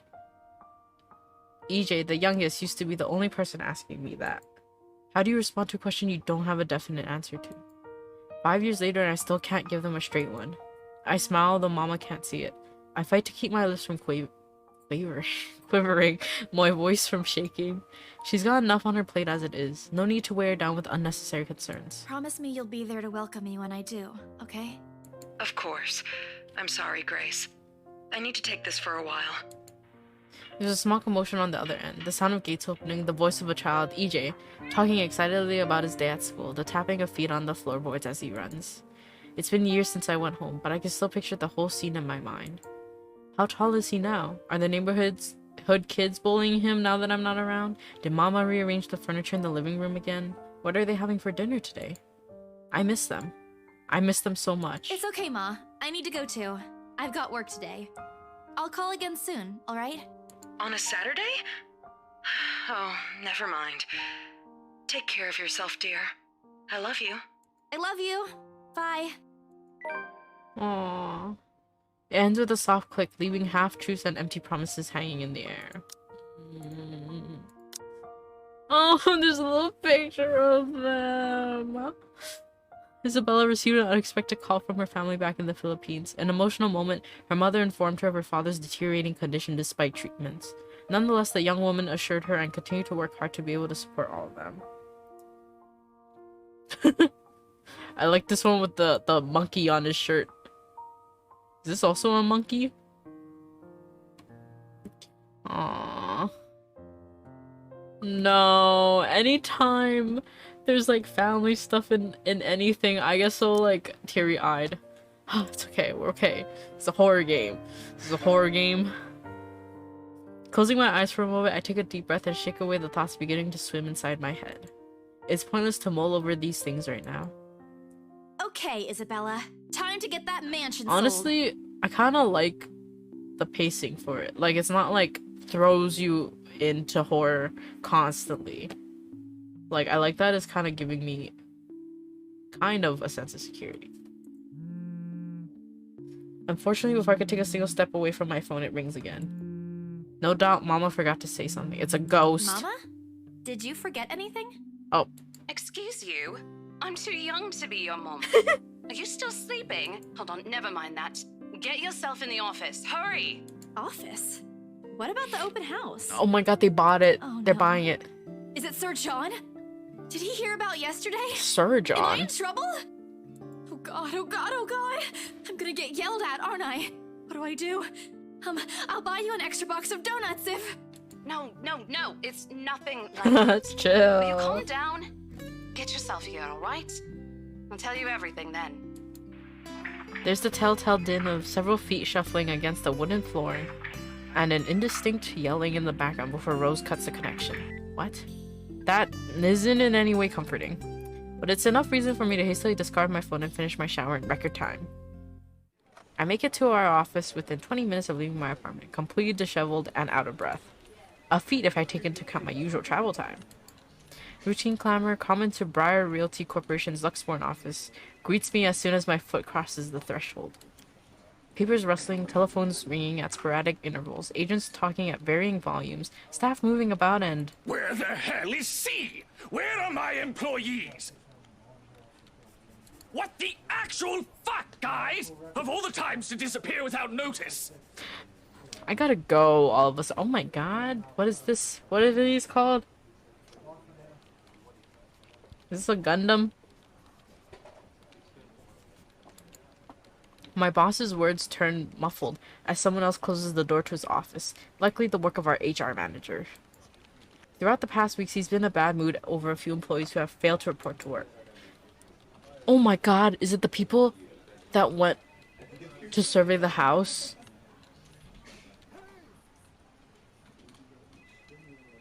Is this Mega Man? I hear they're still trying to get a hold of them, but to no avail. The result is half their workload has been shifted to all available staff, so as to not lose clients. Not that I mind the extra work. If anything, it means I'll have more money to send my family back home. Although the rumors of a branch closure circulating because of this is indeed a bit worrisome. My bag barely touches the top of my table when Rose pulls me aside. Here, I need you to help me with these papers. If you could also get these signed and photocopied before lunch today, that would be great. One after another, she thrusts a bunch of paperwork in my hands without explanation. A page flutters away from the top of the pile, and I lean down to pick it up, my eyes scanning the top of the page as I straighten. A purchase and sale agreement. Rose simply gestures her thumb in the direction of our visitor lounge when I tilt my head in question. It's those fucking siblings are dating couple, isn't it? They're seated on the sofa and looking completely out of place in the humbly decorated room is the same couple from the day before. Ma'am Hannah! Yeah, Ma'am Hannah and Draco Malfoy. The rights. Something bubbles up in my throat. Their presence in the office can only mean one thing. They're buying it? We got a deal? Why are you surprised? They literally said they were going to. Why are you surprised, Isabella? She swats at my hand, tugging her sleeve, although her eyes are alight with something akin to joy. She wants the sale to happen as much as I do, and now that it's here, the deal needs to be closed yet. Documents need to be signed still, but the elation is there, along with a foreboding feeling I can't quite pinpoint. I had to do They're gonna legal do damage some control, but they're already interested in acquiring the property, even before they attended the open house. They're gonna do some weird occult shit. I mean, isn't it obvious? They already hired an interior designer. I've never seen a buyer as aggressive as Madame Wright. She didn't even try to negotiate a lower rate. Then you should have went up. One at a time, Rose. I can't process everything you're saying at once. What do you mean? What do you mean? What do you mean? How hard is it to decipher what she said? They wanted it. They got it. What else do you need to know, Isabella? Come on. Come on. They're paying 15% higher than the listing price. As long as we get the paperwork done as soon as possible. I think if we allow it, they'll be paying up front, too. Even with that urban legend? They don't need to know. That's fine. Rose nods. Oh, I was so sure we lost the sale after yesterday. Okay, no time to dilly-dally. Let's Don't look let's so go. surprised. We still have to conduct some last few checks before we completely hand it over to them. Please. I'll happily do the paperwork duty, Rose. I'll even go to the land registry myself and make sure the property changes hands with every single legal blessing. Don't they have better things to spend money on? I'd haggle it down to the lowest possible price if I were in their place, especially with the stories attached to it. Not that my opinion matters one bit here. We're just their agents who are going to receive the hefty commission after all, nothing more. Rose gives me a pat on the shoulder, signaling that she's heading back to them, and an unspoken instruction for me to follow after I'm done. It doesn't take me long to finish what work she left me. In fact, having our boss sign an agreement is the easiest, since it has put him in a better mood to the entire office's relief. I think I'm gonna stop here. I'm gonna stop here because I'm kind of hungry. I feel good. I feel like we made a good dent in the story, even though nothing really happened yet. That's fine. That means we'll have more next time to unpack.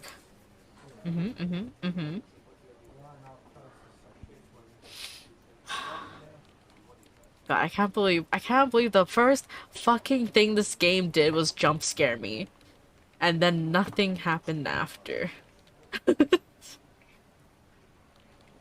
I know. What if it does? It was when I pressed new game. What if when I pressed load game it like Oh my god. Oh my god.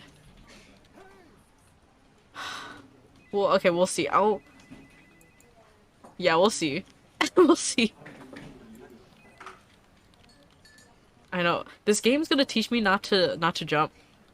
No, it's not. I'm such a fucking pussy. I'm still gonna jump. I'm afraid to press exit, actually. Just to check, I'm gonna see if I can.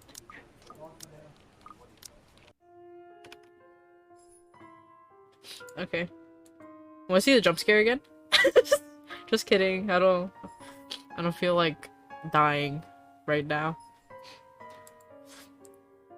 Okay.